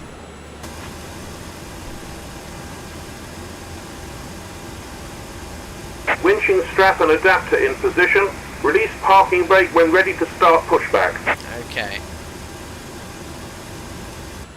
So I think I released the parking brake, and does he tow me onto his thing? I'm not ready for pushback, any clearance. Alright, well there's no ATC here, so I'm gonna parking brake released. New Sky's up and running, guys. Yes, look, he's winching me onto his plane. Cheers, Brian.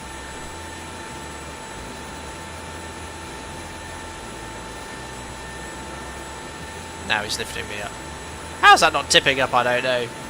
He's in. Starting pushback, and you may start engines. Ah. Pags off. Call on. Transponder out off.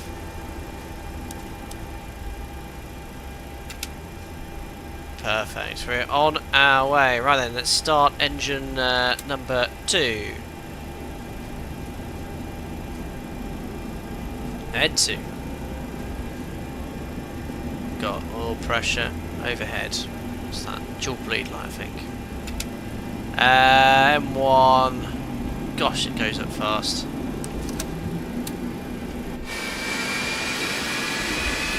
See, the leading edge devices have drooped slightly.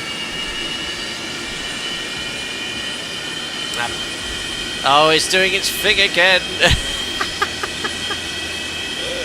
It's a very stiff strap.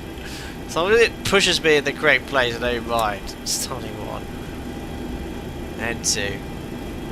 N1.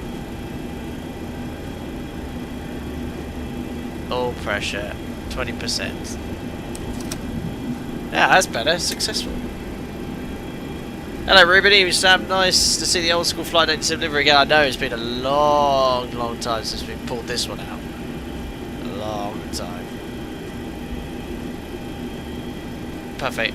And Ruben, thanks for getting back to me on Discord. We'll sort that out after the stream. Yeah, I'd say, yeah, you won't want to power back on this. Yeah. I think the MD-80 could do it because the engines were so far above the ground. Operation complete. Set parking brake. Set the trim, didn't I? Yeah, perfect. Parking brake. Disconnecting tows. Stand by. Yeah, well, made a good point there, Gus, as well. We used to on the engine, it was a throwback from when we had the 200. Used to turn the A pumps off every pushback. It was like, well, you've got the bypass bit installed, you don't need it, so we leave the pumps running. And over time, obviously, we keep turning pumps off on all day, just wears them out.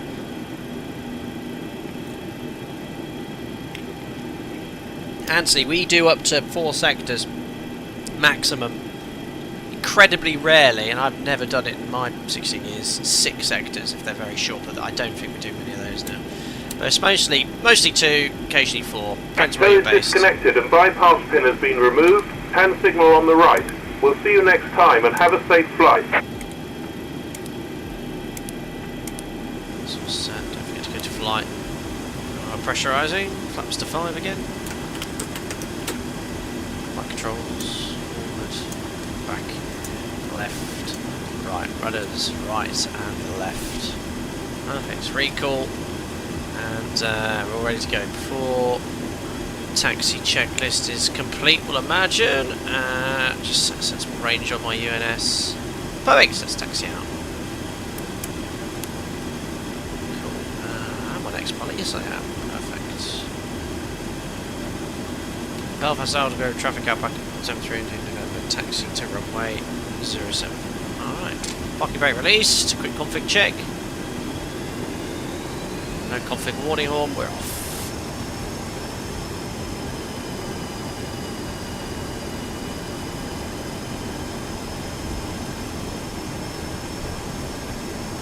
Amazing.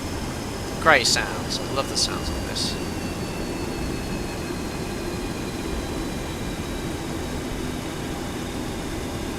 Alrighty, so clear left, clear right, we'll go on to taxiway Alpha.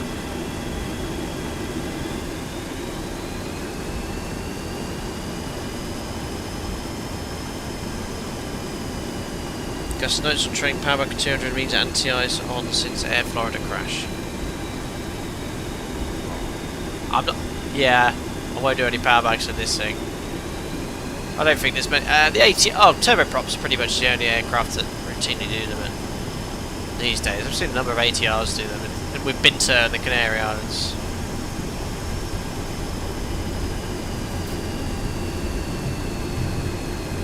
So engines are slow to respond compared to a turbofan, that's for sure. They're zipping along quickly. Got a schedule to keep.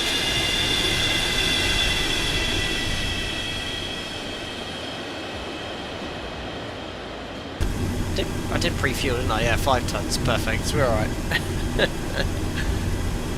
Maddie, can you get your head out on the sunroof whilst taxiing? Yeah, out the window. I love that it's looking a bit rusty and old. We slow down a little bit there.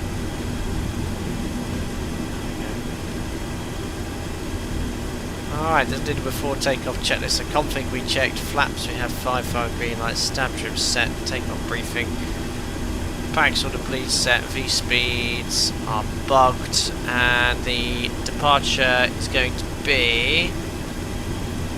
Oh, we're crossing an active runway here, so we'll just stand by. Shot the ones there. No. So yeah, crossing an active runway.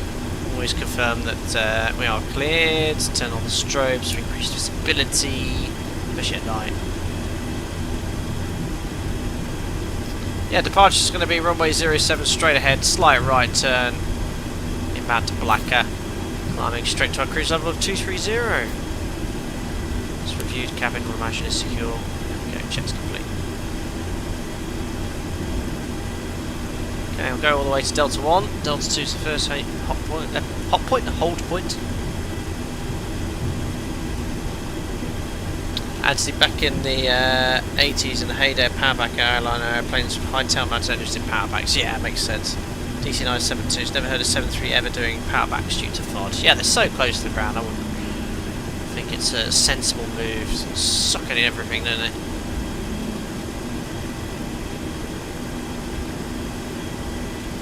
Right, cool. So again, just check on VATSIM. There's no one around on final. God, it's hardly anyone. There's no traffic at all. Well, into the runway. So to be sort of set, transponder down here, TRA, weather radar on, lights on as well, clear takeoff. Just check the wind, surface wind is 0607.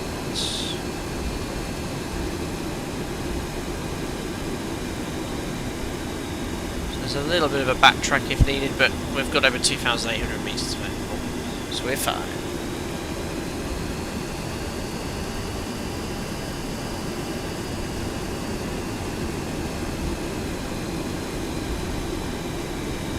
Cool.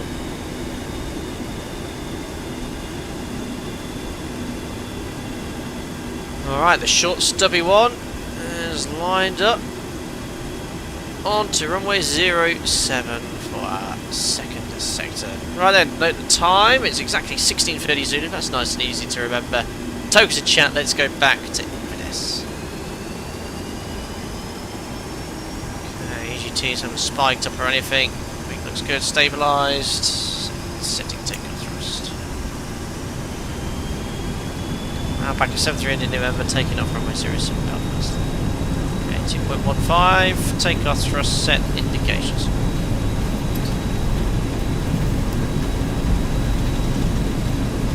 $80 knots. Checked, reasonable pressure.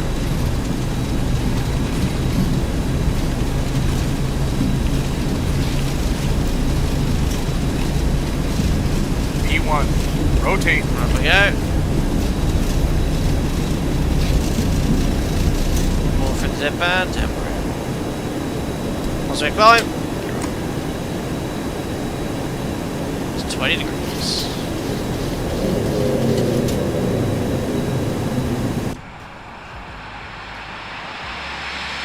There we go.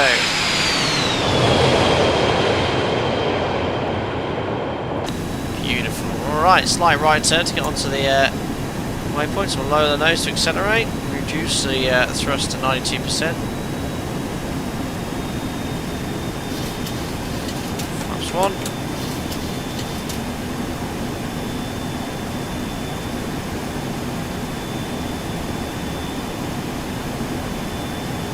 Thrust. And flaps up. Nose down, gets 250 knots. Beautiful. Nice easy departure compared to Inverness, straight line. HSI is coming alive on the GPS track. Approaching 250 knots, we'll start pitching up very shortly.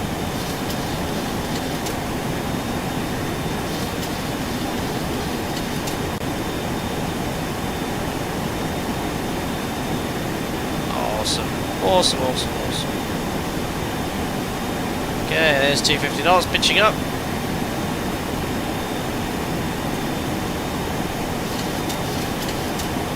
Good.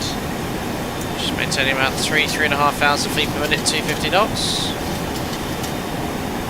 Stop it with a right turn, deviating from the track.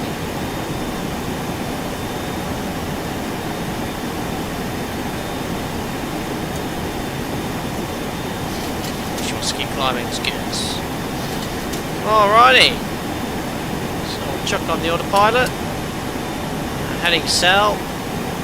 It's going to make the right turn for me because I couldn't be bothered to intercept the track. There we are. After takeoff checklist. Gears off. Water brake not required for takeoff, so it's not there. Taxi. And retracts off. Air conditioning and pressurization. Diffs 2.5 in flight. Temperatures are set. Here's the cabin crew. And coming up to our cruise level 1013. Oh gosh, I need to pitch down because we are losing speed.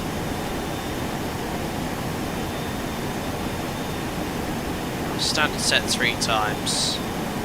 Come back to 250 knots. Time to take up checks complete. Is that hazy weather? No, it's actual haze forecast on the haze. Low visibility at the moment, so it's not always like this in X-Plane. Another short sector, guys, leaving Northern Ireland. Left turn northbound, exactly as we came, over Prestwick, Glasgow, over the Highlands, into Inverness. Also, that would be much louder. It's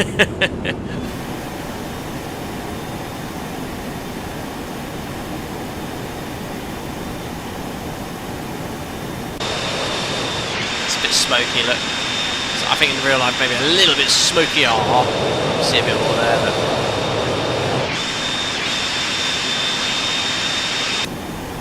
HMS 01 using X-Plane map enhancement around the UK, or is that Orbex? This is X-Plane map enhancement. It's Orbex use. It's really good. So much better than Ortho.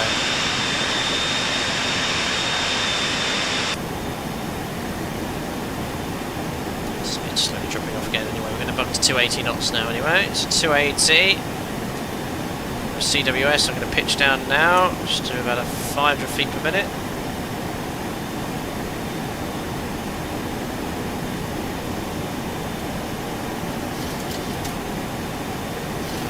Perfect, so passing flight level 100, climbing up to flight level 230, did pre-cruise checks, fuel, 4 pumps. We have just over 4 tons. Lights, here's our pressurization, diffs now 4.3, steady, set. Let passengers use the facilities, recall, checks complete. Coming up to 280 knots, we'll start pitching up again.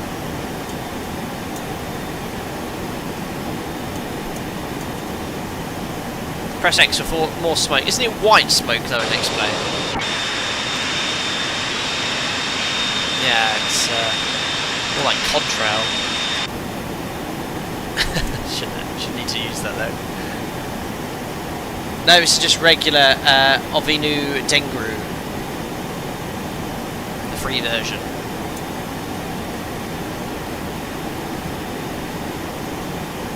Cool, so 280 knots, doing about 2,500 feet per minute to sustain the speed.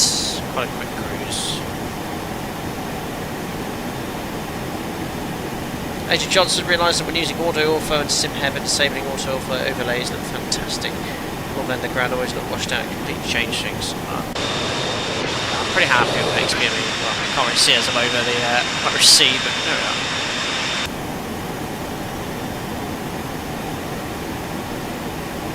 Into the sim. Just been forcibly disconnected from VATSIM. I was doing my pre-flight for being connected twice. Connected once, so does anyone know how this is possible? I've only done 6 flights before VATSIM. Not sure what happened there. If you have any grievances though, you should probably raise it with VATSIM directly. Sounds like you should have been disconnected.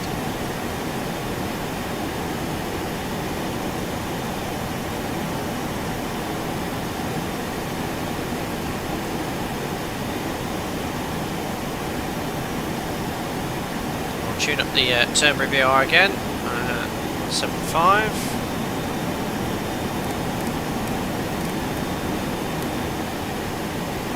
So both of the RMIs are pointing towards Turnberry.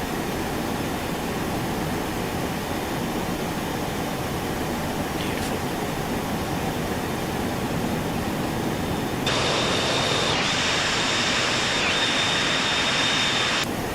Oh, I did see on completely unrelated Euro Truck Simulator, which I streamed a lot on my second channel. They were doing a UK pack, or I don't know. I think it's not a pack, sorry, an improvement on it. I don't know, I've not used my steering wheel in about a year and a half. I should probably blow the dust off it at some point.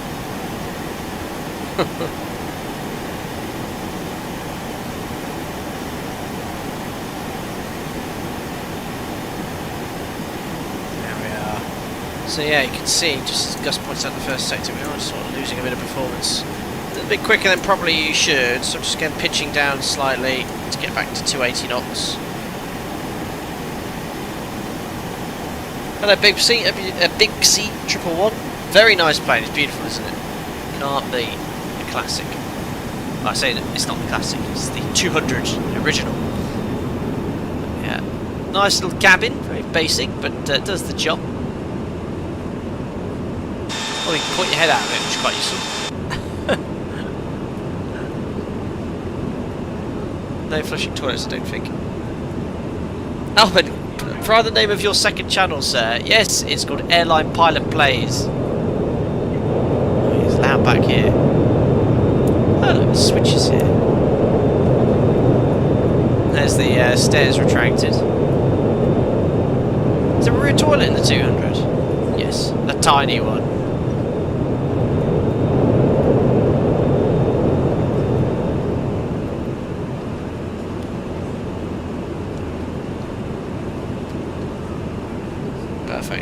Agent Johnson's been debating for a month on getting this plane. Yeah, it's great. I really like it. I think someone's pointed out some few flaws here and there, but performance seems to be a little bit off in some areas. But I think it's decent enough. For me, it's like 8.5 out of 10. Hand flying is really nice. I think it's Jurassic, not classic. Love it. Into the sim, raise it without a symbol. I'm scared to do another flight now. Yeah, wait until you hear back from them, but continue to enjoy, obviously, the offline elements of handling and flying. So the courses aren't slave to anything. You can sort of set it manually if you want, but the aircraft's not really it's not following it at all. So I can put the inbound course to Tunso there.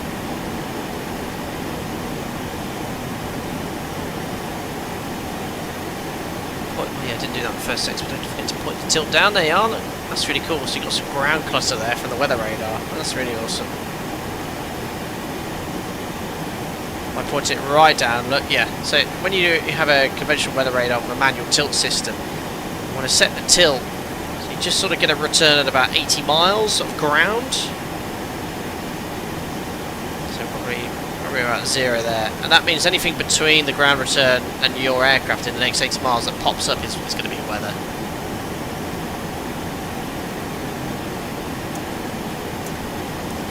Yeah, CSS are very kind. I need to jump back into the CSS 737 Classic as well. They've very kindly sent me the 300, and I've still not looked at it or had a chance to look at it.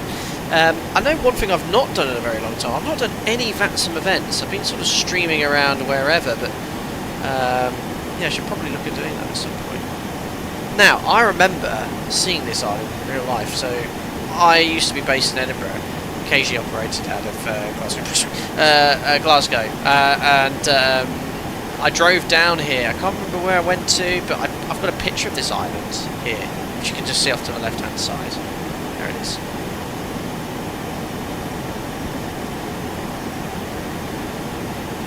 Meant to be some sort of mythological powers or something to it.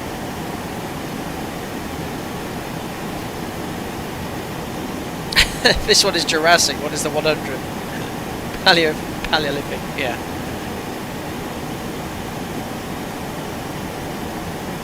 Having still coming out with the facts. That was a very German response. Having still, love it.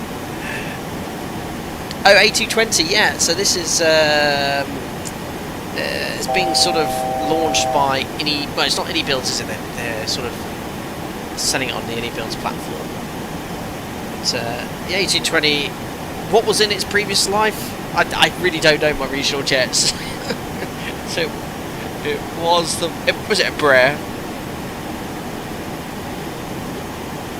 Right, anyway, approaching flight level 230.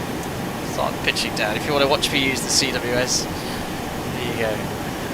So gently start lowering the nose. Just making lots of lid puts. Bombardier, that was it. Bombardier. And they Airbus essentially bought them.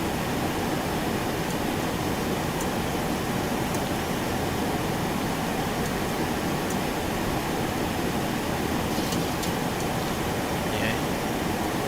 God, I had to fly with CWS all day. Oh, look at that. Perfect. Now I can tell the autopilot to maintain out hold.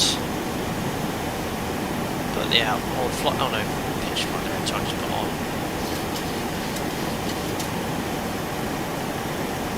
There we are. Perfect. Oh yeah, don't forget to reduce thrust leveling off. Don't have any target EPRs for the crews in this aircraft, unfortunately.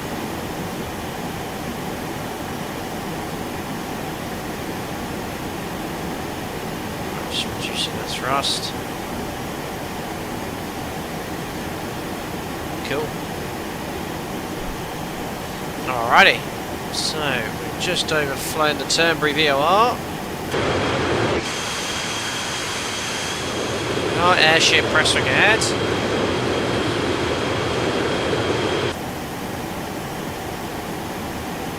Hostiles making an 1820, that's very cool.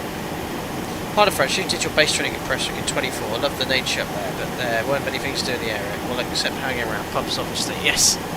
There's a lot of Donald Trump golf courses around, I think, because they can do it as well. There you go. Yeah, Owls Craig, that's what's the name of that mountain is. Perfect. Look at all these beautiful locks. You should do a group flight around here. So much to explore. Anyway, let's tell VNAV. Again, we'd like to descend at 2,000 feet per minute. Gives us a top of descent 126 miles, so 20 minutes. We'll start setting up for the approach. So I'm going to go all the way here. So there's no stars in Inverness at all. So we'll go here, chart, star, blank. Approach though, it comes off this airway.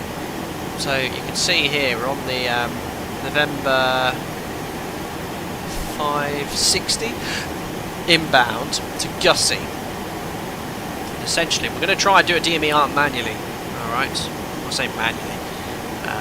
Tune all the navigators required. So 1092 is what it's based off. So you've got several arcs. You've got some based off the VOR, you've got some based off the DME of the ILS. So to make our lives as easy as possible, we can use the ILS frequency 108.5. I guess you still need the VOR tuned for the RMI to point towards the beacon, but India Lima November, got the DME is 13.4 miles and Catsia 14 off the ILS. So we'll put the VOR active to start with. So 1092. I'll keep the charts up for you. So 1092 active. And we're going to go over to the ILS frequency, which is 108.5. standby. Course is 051.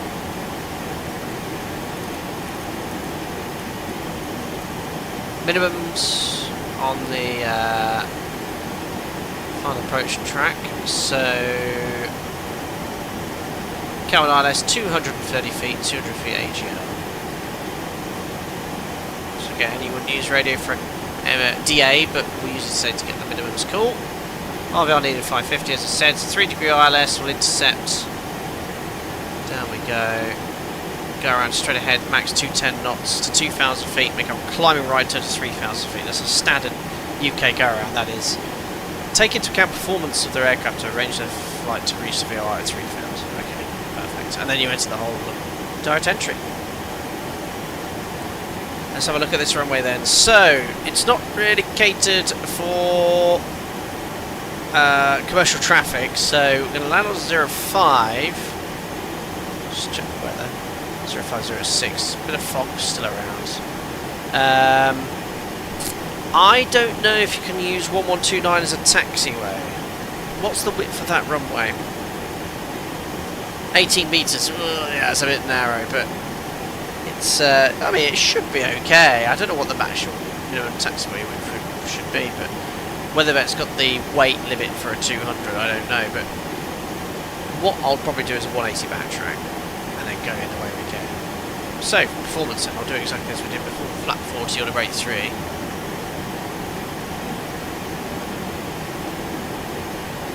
Set bugs. Happy days. Top of descent is 15 minutes away. And we're all set up, ready to go. Don't know why it was such a cruise level. Gus, 1500 kilos should give you the fast 340 knot cruise. Love it. I mean, shall I do that? I'm doing about 11, 12, 13, 50. I could go a bit faster, but I'm in no hurry. It's all good. Fuel costs money, eh? Ciao, Edo. Evening. Hope you're doing well.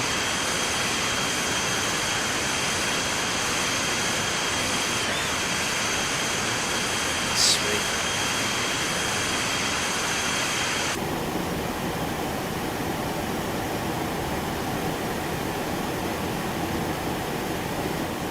Turn it down a little bit more.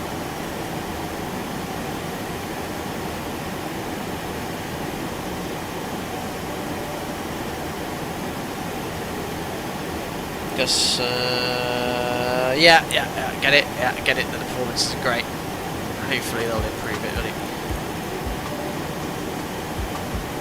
Agent Johnson, crazy how common it is to hear over time how developing a new plane nearly bankrupts companies. Bombardier, McDonnell Douglas, Lockheed. Yeah, I mean the 747 nearly killed Boeing. Richard told Airbus did not buy Bombardier, they bought the C-Series regional jet from Bombardier, which saved the company from bankruptcy. Got you. So Bombardier is still an independent aeroplane manufacturer.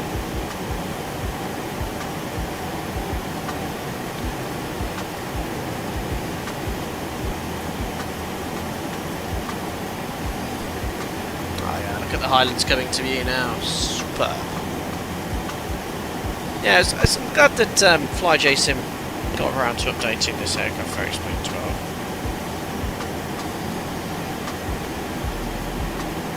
And Air Force Labs are making a 707, aren't they? Have been making a 70 for quite some time. Still an aircraft we haven't looked at. It's that terrible one in Microsoft Flight Simulator. Which I went to plan a stream on doing a while back and I gave up because it was so bad. I remember holding the trim wheel and went from full nose up to nose down in 2 seconds. I was like, what the world?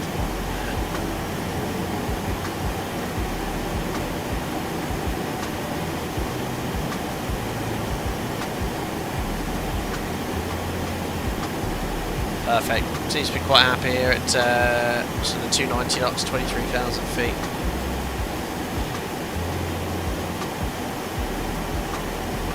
Hold on, did I set the course? These update automatically. Don't know if that updated as we passed the waypoint. Right, I'll just reset it to 051.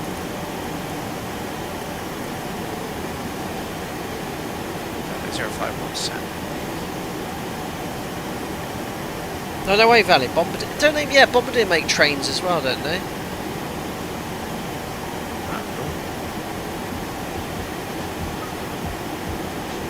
X-Plane's looking good. Performing well.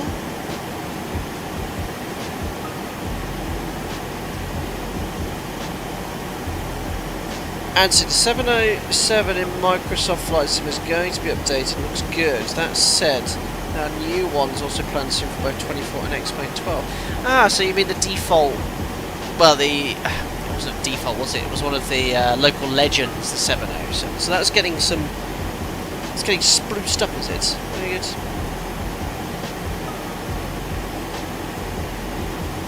Hello, Stuart Yates. Part of my English language A-levels studies back in '98. I studied the language of the pilot. Sat on the flight deck with BA 737-200 out of Manchester. What the experience was very cool. Very, very cool.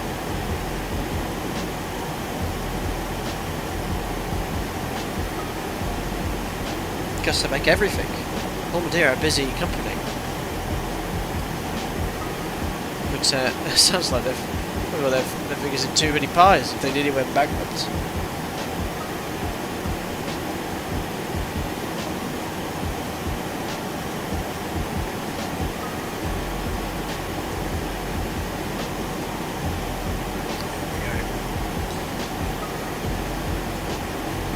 Alright, 78 miles to run, top of the centre. Hold on. That ain't right. That ain't right. We've got 77 miles to the VOR in Inverness. That's over the airfield, but it says top of descent at 71 miles. Something's not up. Something's happened here. Yeah, look. Right. I thought that was a bit shorter. Well, we could quickly work it out, guys. So look, we want to be 14 miles on the arc. 14 trap miles, probably another 7 that way, so we'll split 20 plus 10, so 30 miles. Because he's 20. So 30. Want to be at 9,000 feet at Gussie. We'll be at 23. So 90. We only need to use 14,000 feet at Gussie. Why is that broken? Yeah, the dive bomb approach. Yes, you will be 66 miles, 5 miles from touchdown. I'm descending now, guys. It's peak level at Gussie. 714, 20. Yeah, we need to go. Right, don't know what's happened. I broke the UNS top of descent point. So I'll hold off. Top of descent, ladies and gentlemen. Let's go.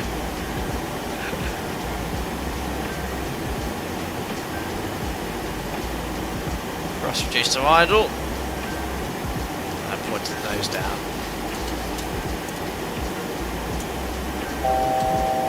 Oh yeah, don't forget to update your cruise level. Oh, am I backtracking from Gussie? No link.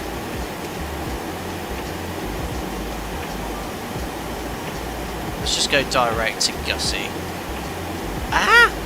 Oh, I don't know what I've done. Oh, I need to delete Imbas. Yeah, it's my fault, guys. My fault.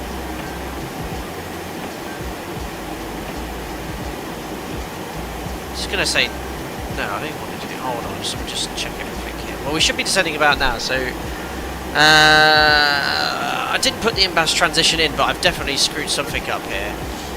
So we're currently inbound to 4, then Gussie, and then it's going back to Imbas. So what I'm going to do is tell it direct to Imbas. Number 8. Enter.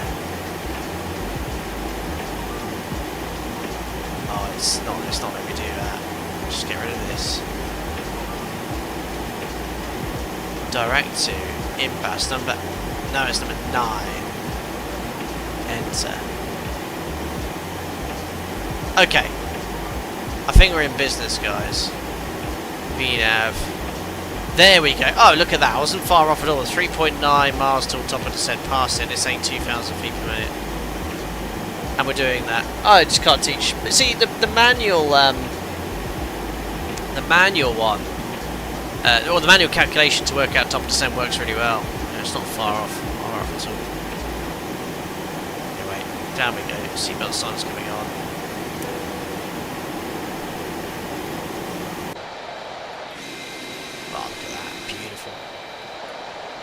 sun coming through the clouds as well. Hello pilot friends, you still using the Cytec rudder pedals? I am. They're still going strong after 8-9 years. And it's I don't have any dead zone. No, they're pretty good. Still working fine. Actually, what FMC is that? This is the UNS 1 FMS linked to the MFD 640. It's basically what the 200s have been retrofitted with. They actually have this very system, and what FlyJSims are based off.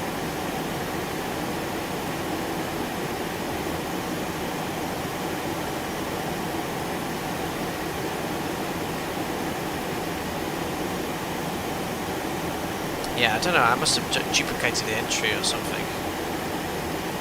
Anyway, stop sense behind us. Does it usually show you that? We're looking okay. We've got DME here, so the key thing in is to monitor the distance. Gussie is going to be at 20 DME here, so we're going to have this go down to 20. And then we'll start the turn at 14 miles onto the 12 DME arc.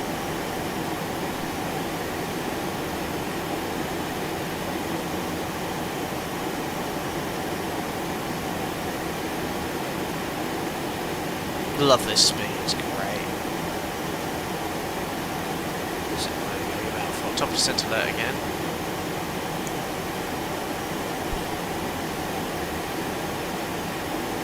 It's sort of working backwards, I think, with this top percent. I don't know why it's showing it as behind. Oh, well, who knows?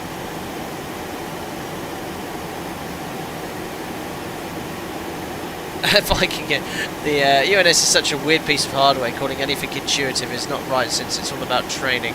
But this feels very unintuitive. No, I mean, if you get an FMS out of a 737 or even an Airbus, I'll say it, it sort of works. You know, once you input the data, it makes sense. And again, someone that is used to the UNS, pushes the buttons all the time, will be very happy and comfortable.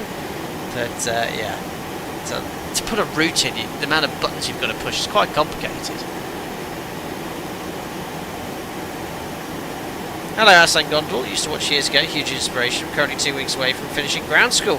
Due to go out to Florida to start my single engine flight. Very good. Well, that's most kind. It's lovely to hear it when people come in and say that they used to watch streams and now I'm trained to be a pilot. And a number of guys who are actually now flying on the line that were sort of quite young when they started watching my videos. Pretty cool.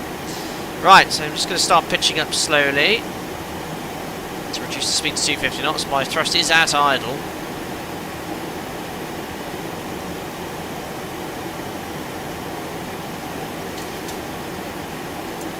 I'll bump 250 knots.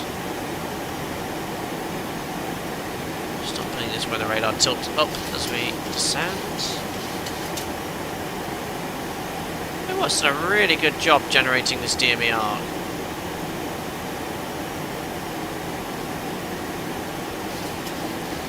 Assad, any tips on nav, flight pattern management, flight operations? Crikey.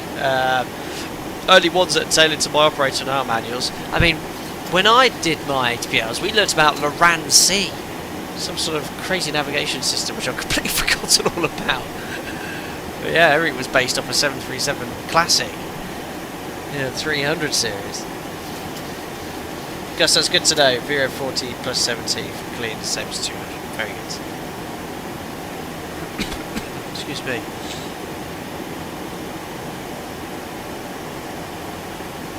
It's taking us about 1500 feet per minute to capture the profile. It wants to be at 10,660 feet at the Yankee point. So about 1400 feet low, that's fine. Anyway, at 250 knots, I might just pitch up further. I might actually start reducing to 220 for the arc.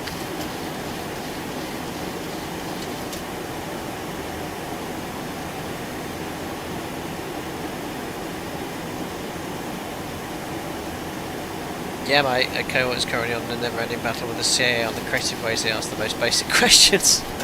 Welcome to Civil Aviation Authority.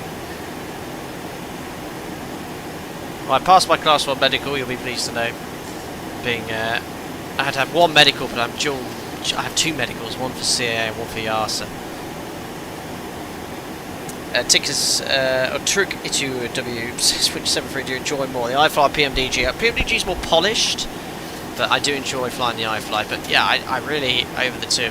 The 73 PMDG 737 is a little better, more complete. The iFly is they've had a big update, and I need to fly that again. I'm actually sort of waiting for an alpaca. Oh no, I know why the course changed. I want to match it. Whoa, what happened there? Someone just drop a nuclear bomb in Scotland.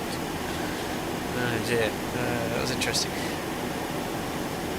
Anyway, post-cruise check at 220 knots, passing Nesdy. Fuel, 4 pumps. We've got about just over 3 tons on board. Lights.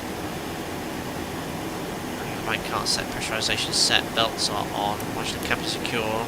Cool, checks complete. So we should be coming up to Gussie here. It's actually based off the Papa point, so Papa being the can't count. 5, 6, 7, 20. No, I can't count. 1, 2, 3, 4, 5, 6, 7, 14, 16 mile point. So yeah, Gussie is represented by this point here. Start of the turn, basically. And we can now step down safely to, I think I've said already. Oh no, look, I never did 4,000 feet. We'll set the QNH as well. 4,000 feet, 220 knots, that's looking good. So we'll set the QNH for Inverness. 1023.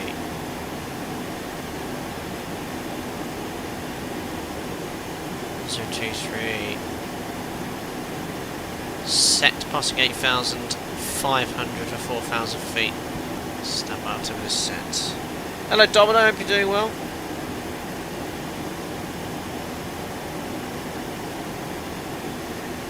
Looking good, guys.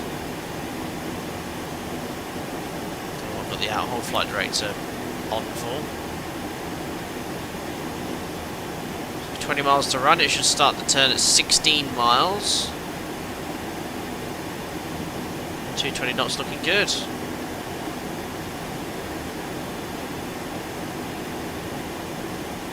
Fantastic scenery, look at this. What a time to fly as well. Wow, beautiful.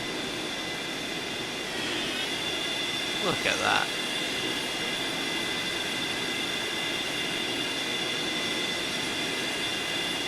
Yeah, no, but this aircraft is could be spoofed. We've got a UNS using GPS, I guess, but it's a little better. Oh, you talk about Loran C? Yeah.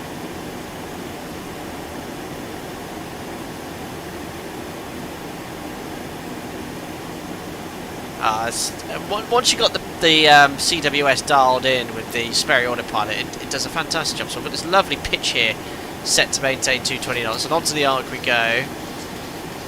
So you can sort of turn 10, twist 10 if you want. Remember, this is intercepting a 14 DME arc. Yeah, the UNS is really well made, and the autopilot follows it really well. Hi Simbear, good day. How's the plane been away? Yeah, it's been good. Some observers have noted the lack of, it should have a little bit more performance in climb, but apart from that, very, very nice. Look at this. Just to show you how well Amy's just built this UNS. Look at that. It's whacked on the DME arc straight away. Superb. Actually, I'm a bit high here. Speed brake, pitching down. Flap 1. Flap 2. Flap 5. Pitching down to maintain 220 knots. UNS, you can switch to the ILS straight away. 985.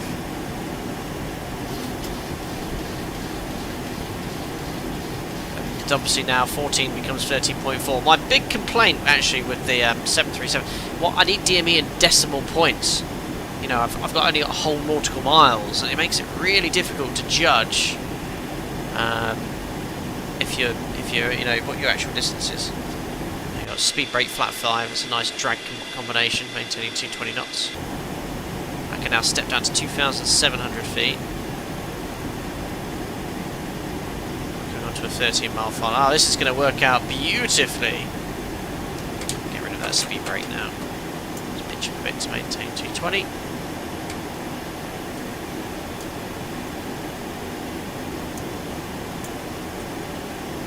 Once across the 222 radial. Off the VOR, we can start our right turn onto final. Ah, spectacular approach. Absolutely spectacular. And what should be on the coast here? Look at this.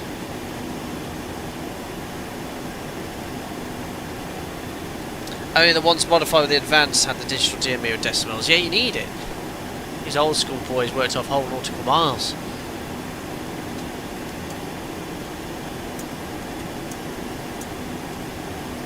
Now turning final onto the RS. To the localizer. Let's see how far away we are from the glide slope. 13 miles should be quite close. RS is tuned, 1085. Speed coming back to 180 knots. Ooh, not getting it yet. Oh, do I might have to go to conventional navigation, I guess. Just going to go heading select here. Heading select. Over to nav. Fiddly. Oh yeah, look, glide slope's just come alive. So forelock capture. Not bad, guys. 1 dot low. Well, nearly one and a half dots low. I'll take it. Adding some thrust to maintain 180 knots. Complete CDA from top of descent. It's all manual calculations. Yeah, don't forget to use conventional navigation. You've got to turn off the GPS beacon to nav. So I'm just going to do a really shallow descent now.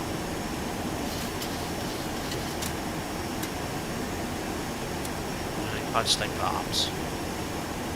Add a bit of the thrust to maintain about 180 knots. Spoilers really in Op 7. You love asking that question. Thankfully, with the Boeing Thrustmaster 8 with a physical speed brake here, you know, it's quite easy to remember if I've stowed it all up.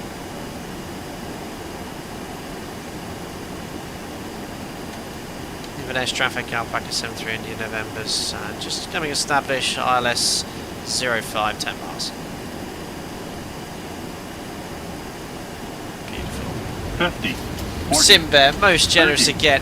20, 10. You Airbus lover.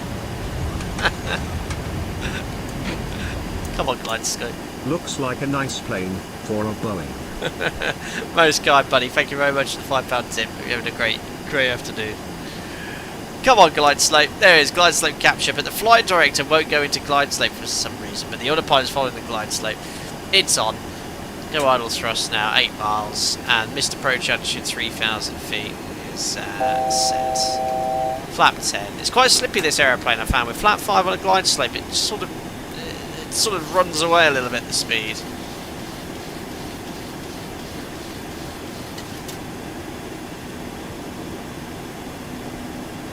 Beautiful. 7 miles, going back to 170, looking good. Okay, one of those speeds again, 128, so final 133 knots, P-fly.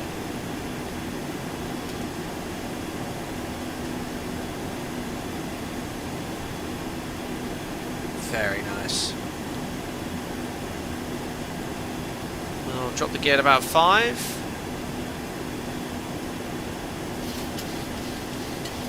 Don't need to start replay tool back in X-Plane, no. There's 5 miles, perfect. So gear down, flat 15, landing checklist. Star switches continuous, recall check, speed brake. There we are, green light. Oh no, green light's not coming off, do it manually. Landing gear down 3 green, auto brake is set to medium, holding flaps. Flap 40, remember, bug 133 knots.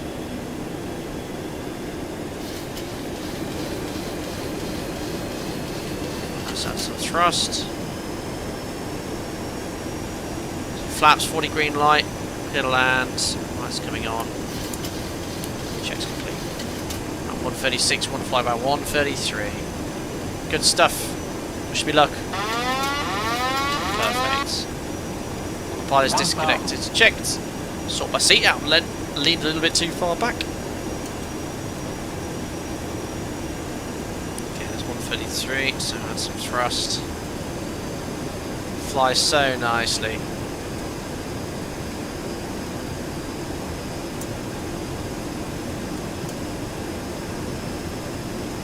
Back onto the glide slope.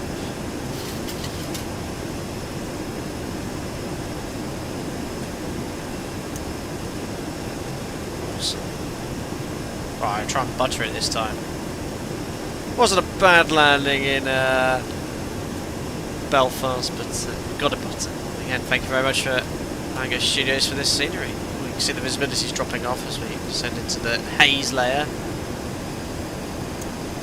500. Checked. Correcting speeds.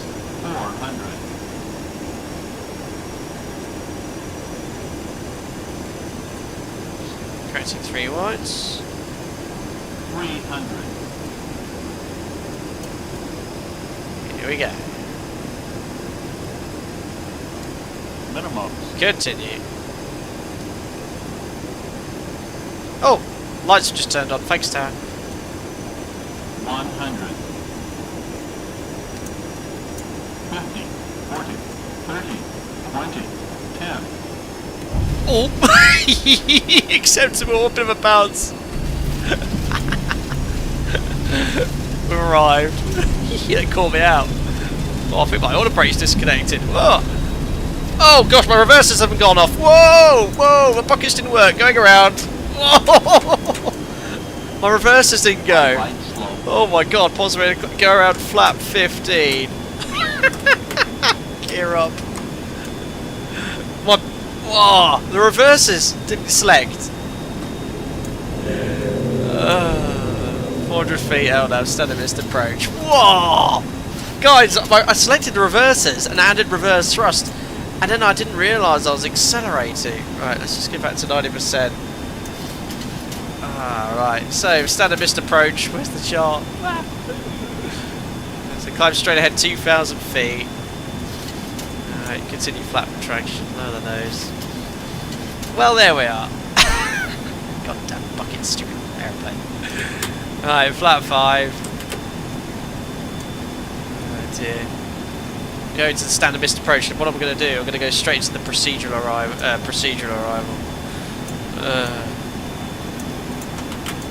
Flaps 1.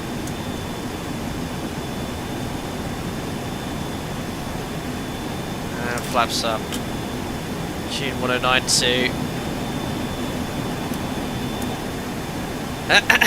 Lovely. so kind about Guinness. First Guinness was not sure about the rest. 2,000 feet, right turn. Start reducing thrust to maintain 220 knots. Alright, so we're going to go back to the beacon, and then we'll go straight outbound on the procedural. We'll climb up to, yeah, 3,000 feet is fine.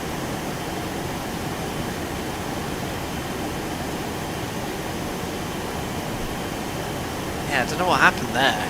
So I selected the reversers on my bindings, and selected the buckets, but it just didn't work. Whatever reason, you know. Woo! 60 pitch. Alright, so there's 3,000 feet, 220 knots. Just give it 25 degrees angle back. Yeah, flies nicely though. Good to test the standard blow around.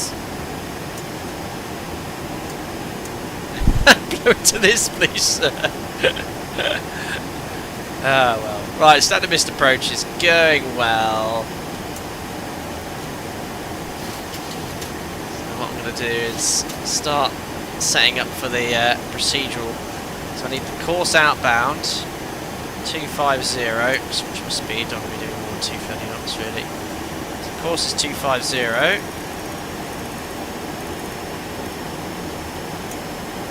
And flying raw data. Setting up for the approach. Cheers, Jim. 250. Same minimums. And yeah, we'll just go straight outbound. I'm using the RMI here to essentially point the aircraft towards the beacon. How's the fuel situation? We're down to around 2.5 tons by the looks of it. So alright, our alternate was Aberdeen, we did 2.2, so I can commit to Inverness. Extra 15 minutes of fuel I'm using can be quite useful. Yeah, oh gosh. Well, gee. Just let the nose drop in the turn there slightly. There we are. So we're pointing back towards the beacon. So I'm using this, guys, to fly towards the VOR.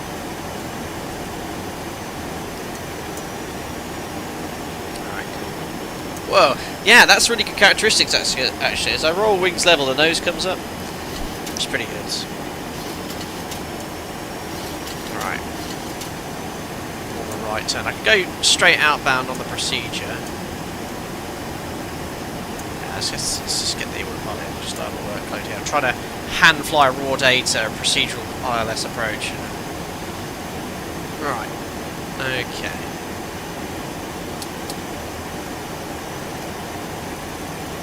Just go heading south for a sec.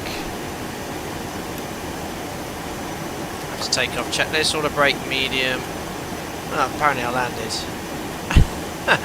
I'm going to do this raw data. I'm not going to follow the UNS. So there we are. I'm coming up to the VOR, which is over the field. 3,000 feet. There we are. There's my tyre marks. Straight out about 250. Let's go. So I'm using now conventional navigation. I've been looking at visual at this point. Yeah, visual. I mean, yeah, I'm visual. I could go straight to the circuit, but just keep it safe and fly the instrument approach.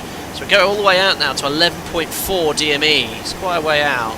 Just watch my heading. That was a terrible heading. Terrible intercept. 11.4 DME and then make a left turn. I can just maintain this altitude. So it is 4,000 for the start of the procedure, but I was in the missed approach. Look, so the missed approach is 3,000. So reach the VO at 3,000 feet, but we'll just go to the approach. But we can now descend down to 2,700 on this track. But I'll just maintain 3,000 until we capture the ILS. Alright, back on the... just scan my HSI. Speed's good. I have to take up checklist complete. What was the reason for the go around? Yes, you prat. You didn't select reverse thrust. You selected full power. I was wondering why it was taking so much time to slow down. And I've got a Scottish centre now contacting me. What on earth are you doing? Oh, well, hopefully it will clear me for the approach. Scottish centre, hello, it's Alpaca 73 India November. We're currently outbound on the VOR localizer runway 05 approach. Alpaca 73 November, Scottish Saints, report your level. Was that for me? Did you say Emirates or am I just...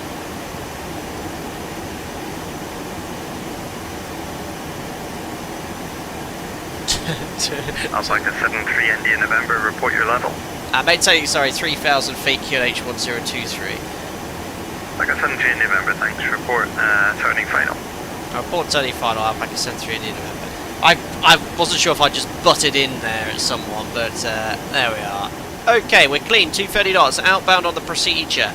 Straight into a conventional departure. Thanks, Overping, managed the workload quite well. Yeah, single pilot, there we are, but I've got to be really careful with these reversers. I clicked them up, I just don't know what happened.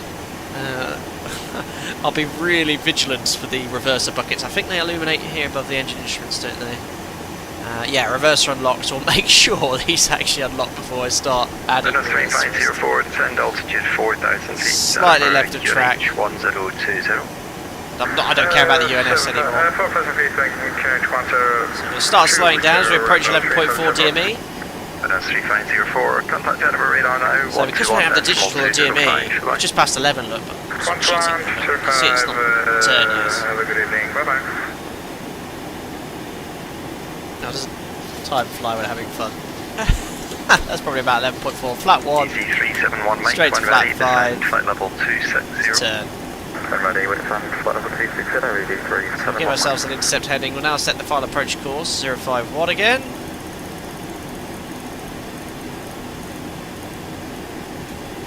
Speed's going back to 180 knots, tune the ILS.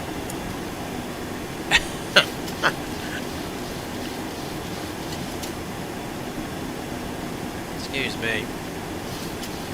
Add some thrust, 180. Do it nice and smoothly, otherwise you'll surge the engines. Scottish Control, hello, Golf Alpha Tango Charlie Oscar. Guessing Scottish has just come online, everyone's checking in. Golf Alpha Tango Charlie Oscar, Scottish Control, match message. Whoa, speed control, sir. Scottish Control, Golf Alpha Tango Charlie Oscar. Alright, correct sensing, I'm in warlock. I'm trying to maintain 180. Got to scan constantly this aeroplane. Golf Charlie Oscar, thanks. You just confirm your IFR.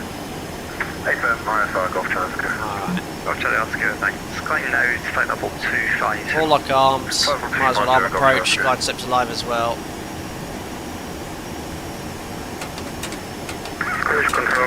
Speed brake arm lights not working for some reason. Shuttle 4 Delta, Scottish Control, hello. I think I have. Landing runway 04. Now localizer alive. Localizer capture, runway heading 051 set. Lap 10.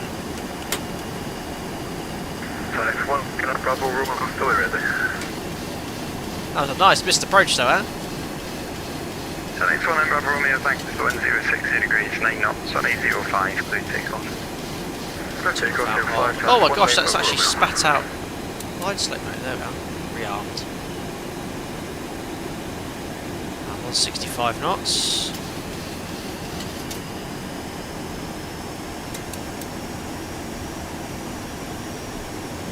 Okay, just pitch onto the glide slope. Alpaca 73 India November's established ILS runway 05 Inverness. Alpaca 73 India November, thanks. Surface wind 040 degrees, 5 knots, sorry 05, clear to land. 05 clear to land, Alpaca 73 India November. Right, glide slope capture, missed approach altitude 3,000 feet set. Let's try again, guys.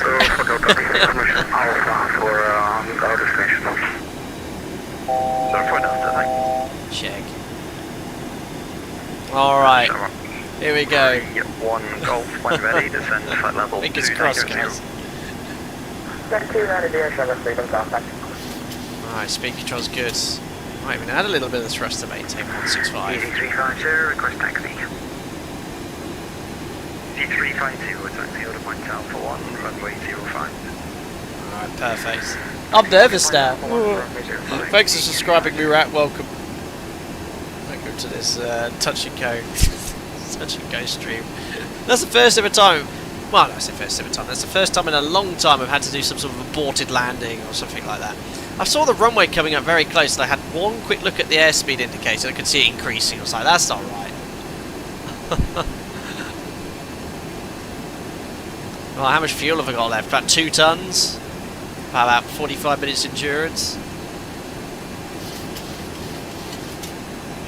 5 miles, gear down. Flat 15. Landing checklist. Star switch is still continuous recall check. Speed brake. Arm green light is not working, but it is on. Landing gear. Down 3 green. Order brake is set to medium. Flat 40. Coming up.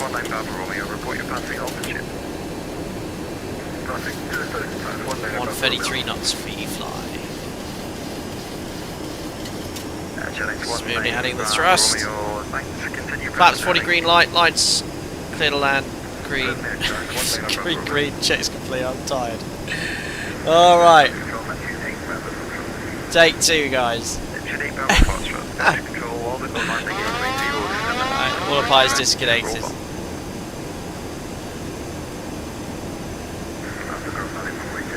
Must check those reversal lights. I might just go idle. Checked.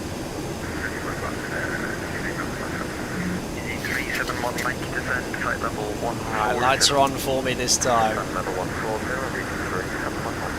Weather's completely in my favour. X19 Bravo Romeo, turn right, heading 140 degrees, climb flight level 13. On localizer, on glide slope, slightly left of sensor perhaps. Okay. Into that hazy layer we go. 3 rights. Small correction. Thrust off. 500. Easy there. 350, roger, behind the landing, 737, Alpha 1, line up. Oh, I can't backtrack now. Sliding up. I'll have to take that taxi then. Okay, here we go. 300. Checked. Here comes minimums. Minimum. Continue. Sure, 3-1 Golf, there's nothing further for you now. Continue to come 122 decimal. 100. Yeah.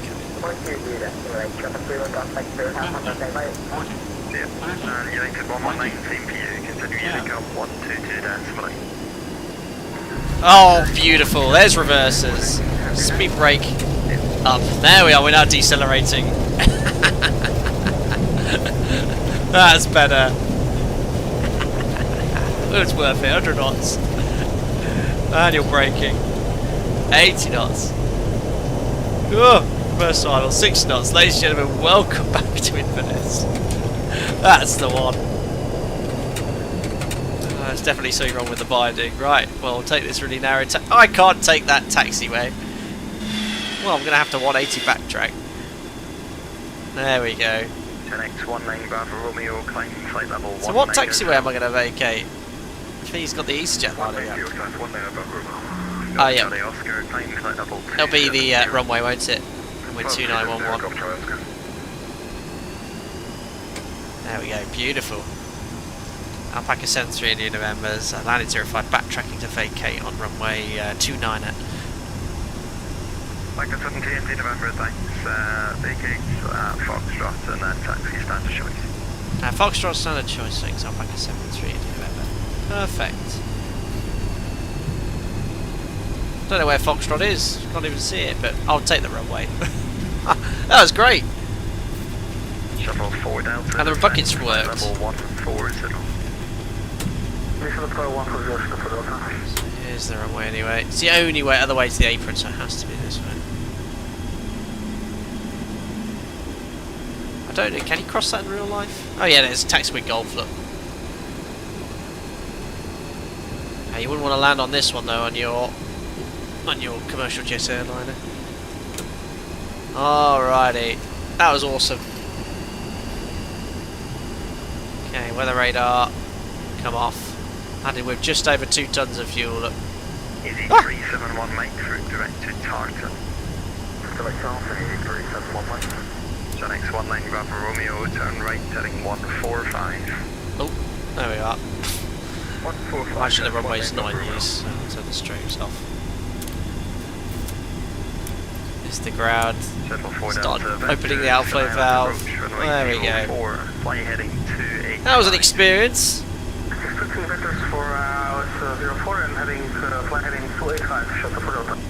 And here is the Mango Studio scenery again. Beautiful. Yeah, so first approach, a little bit screwed up with the reverse bindings on the controls, but it'll do. And there's a marshal there. I'm tempted to take that stand on the east apron. Oh, they're everywhere. I'll try and get a little closer to the terminal. Same view, it's a bit tricky to start. Perfect. Valley, yes, landed twice. Actually, I've landed 3 times today.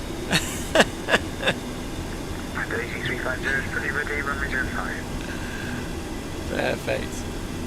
Welcome, Annex LD. Yeah, a little bit late to the stream. Just come back in. Anthony, once again, I must compliment you on the overall realism of your online flights, just like being in the jump seat. Oh, thanks, buddy. I do try. I do try.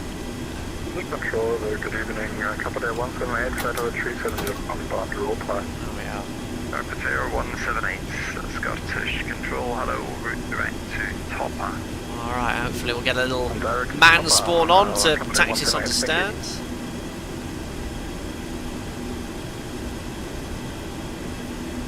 Or not. There's a little bit of spilt oil here and grime. I'll take that stand. I don't think... Oh, there he is there. Perfect. There we go. Shuttle 4 Delta, descend, flight level 80. Tempo flight level 80, shuttle 4 Delta.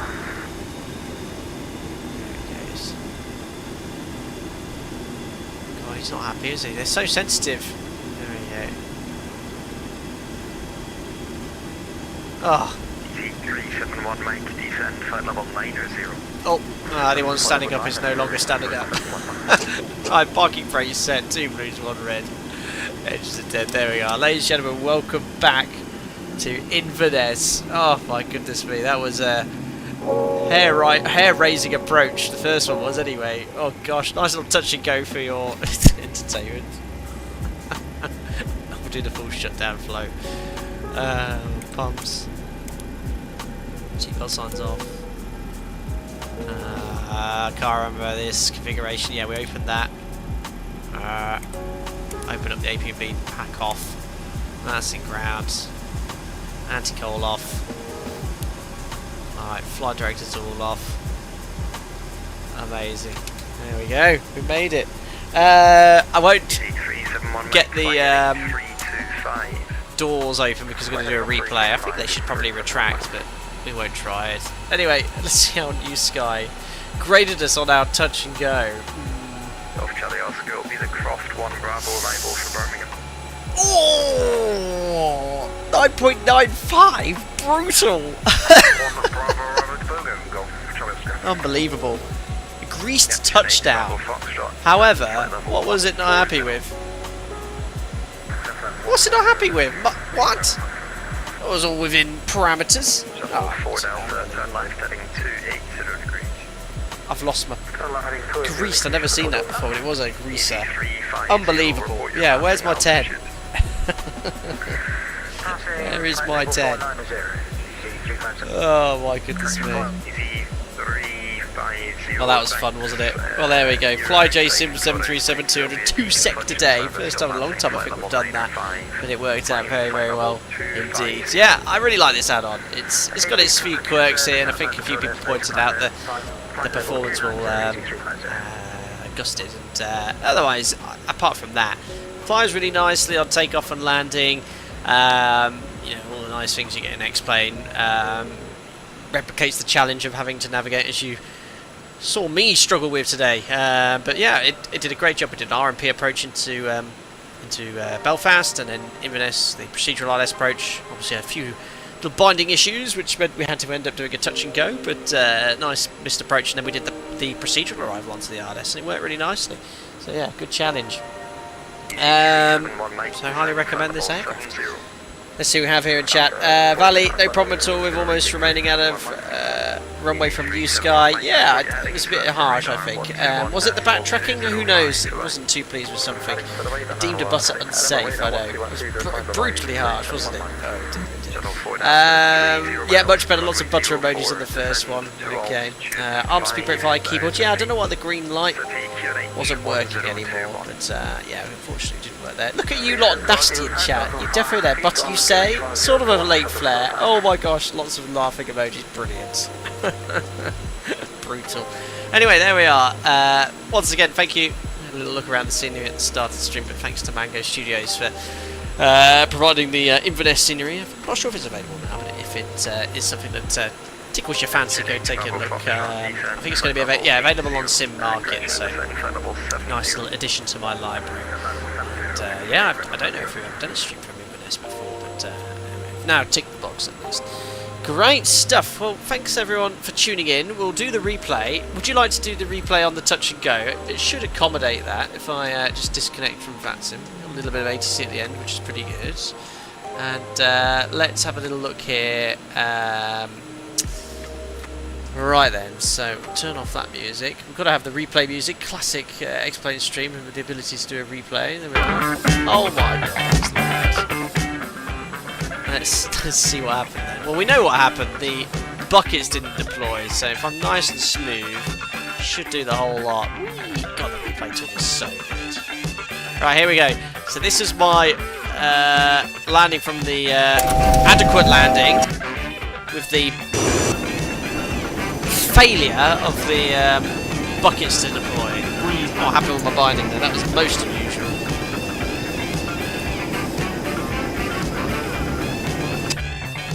Here we go. So I'll actually look at the touchdown first. It was a bit firm.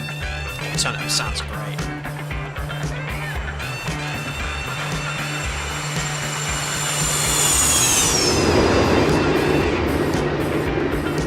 There we go. Oh, it was a bit firm. Oh, and the flaps, I forgot. Yeah, the flaps were extended, guys. It's just on the replay. And then look, obviously I spooled the engines up using reverses, so I was like, oh no! Oh, there was smoke, I mean that was the brakes! And I just went straight off again. Smoky Joe. The smoke! My goodness me. You can see the tyre smoke blowing in front of us. Oh gosh, there's the gear going up. What I'm going to do is just end the replay quickly. Let's go back here, just get the flaps extended. Otherwise it's going to look so silly. Hold on, I need to open this there. How do I get the hydraulics on quickly? I don't know. Oh no, it's not going to work, is it? Oh, hold on. Oh, I need to end the replay, that's why. Butter. Just to remind you, I got a butter, guys. It's using the electric hydraulic pumps. Yeah, it was a little bit of a bounce. I think it should now. Let's have a look at the final one.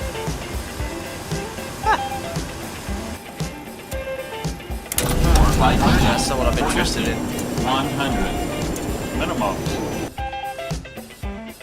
The flaps are extending. This was the one that we're interested in.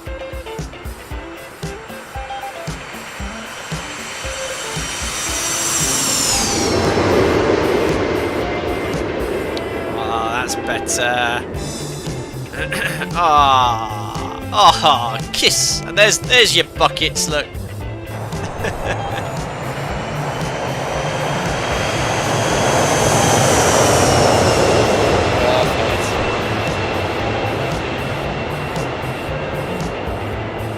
There's the brakes coming on to make the exit. Oh well, no, I was going to make an exit to backtrack ASAP actually for the old easy squeezy sleepy jet. Buckets retracted.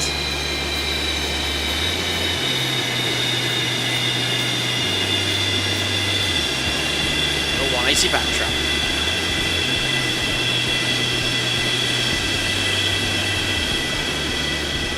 It taxis beautifully.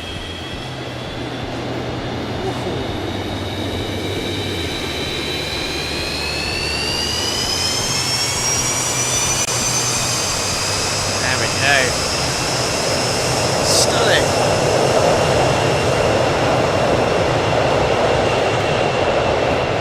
I wasn't in a hurry. I swear. Oh, there we are, guys. Well, we've got to go in the old bucket view, haven't we? So let's put you back on the approach. And unfortunately, the flaps are only at 5, but there we are. It is what it is. There we go. Perfect. Well, once again, thank you very much for everyone who joined into today's live stream of the FlyJSim 737-200. Thanks to Mango Studios for the scenery today as well, in and out of Inverness. Available either now or very soon from Sim Market. But there we go. Yeah, fantastic add-on. Recommend the scenery. Very much recommend the aircraft as well. So give it a try if you have, or considering getting X-Plane 12. Anyway, what is it today? It's Thursday. Yeah, I've got a few days of annual leave left. We're busy tomorrow. But as usual, if you want to stay up to date, don't forget to like and subscribe to stay up to date with that latest content when I publish my live streams. Thanks, Simbear, for your tip, and to all the members for your continued support as well. All the best, guys. See you very soon. Bye.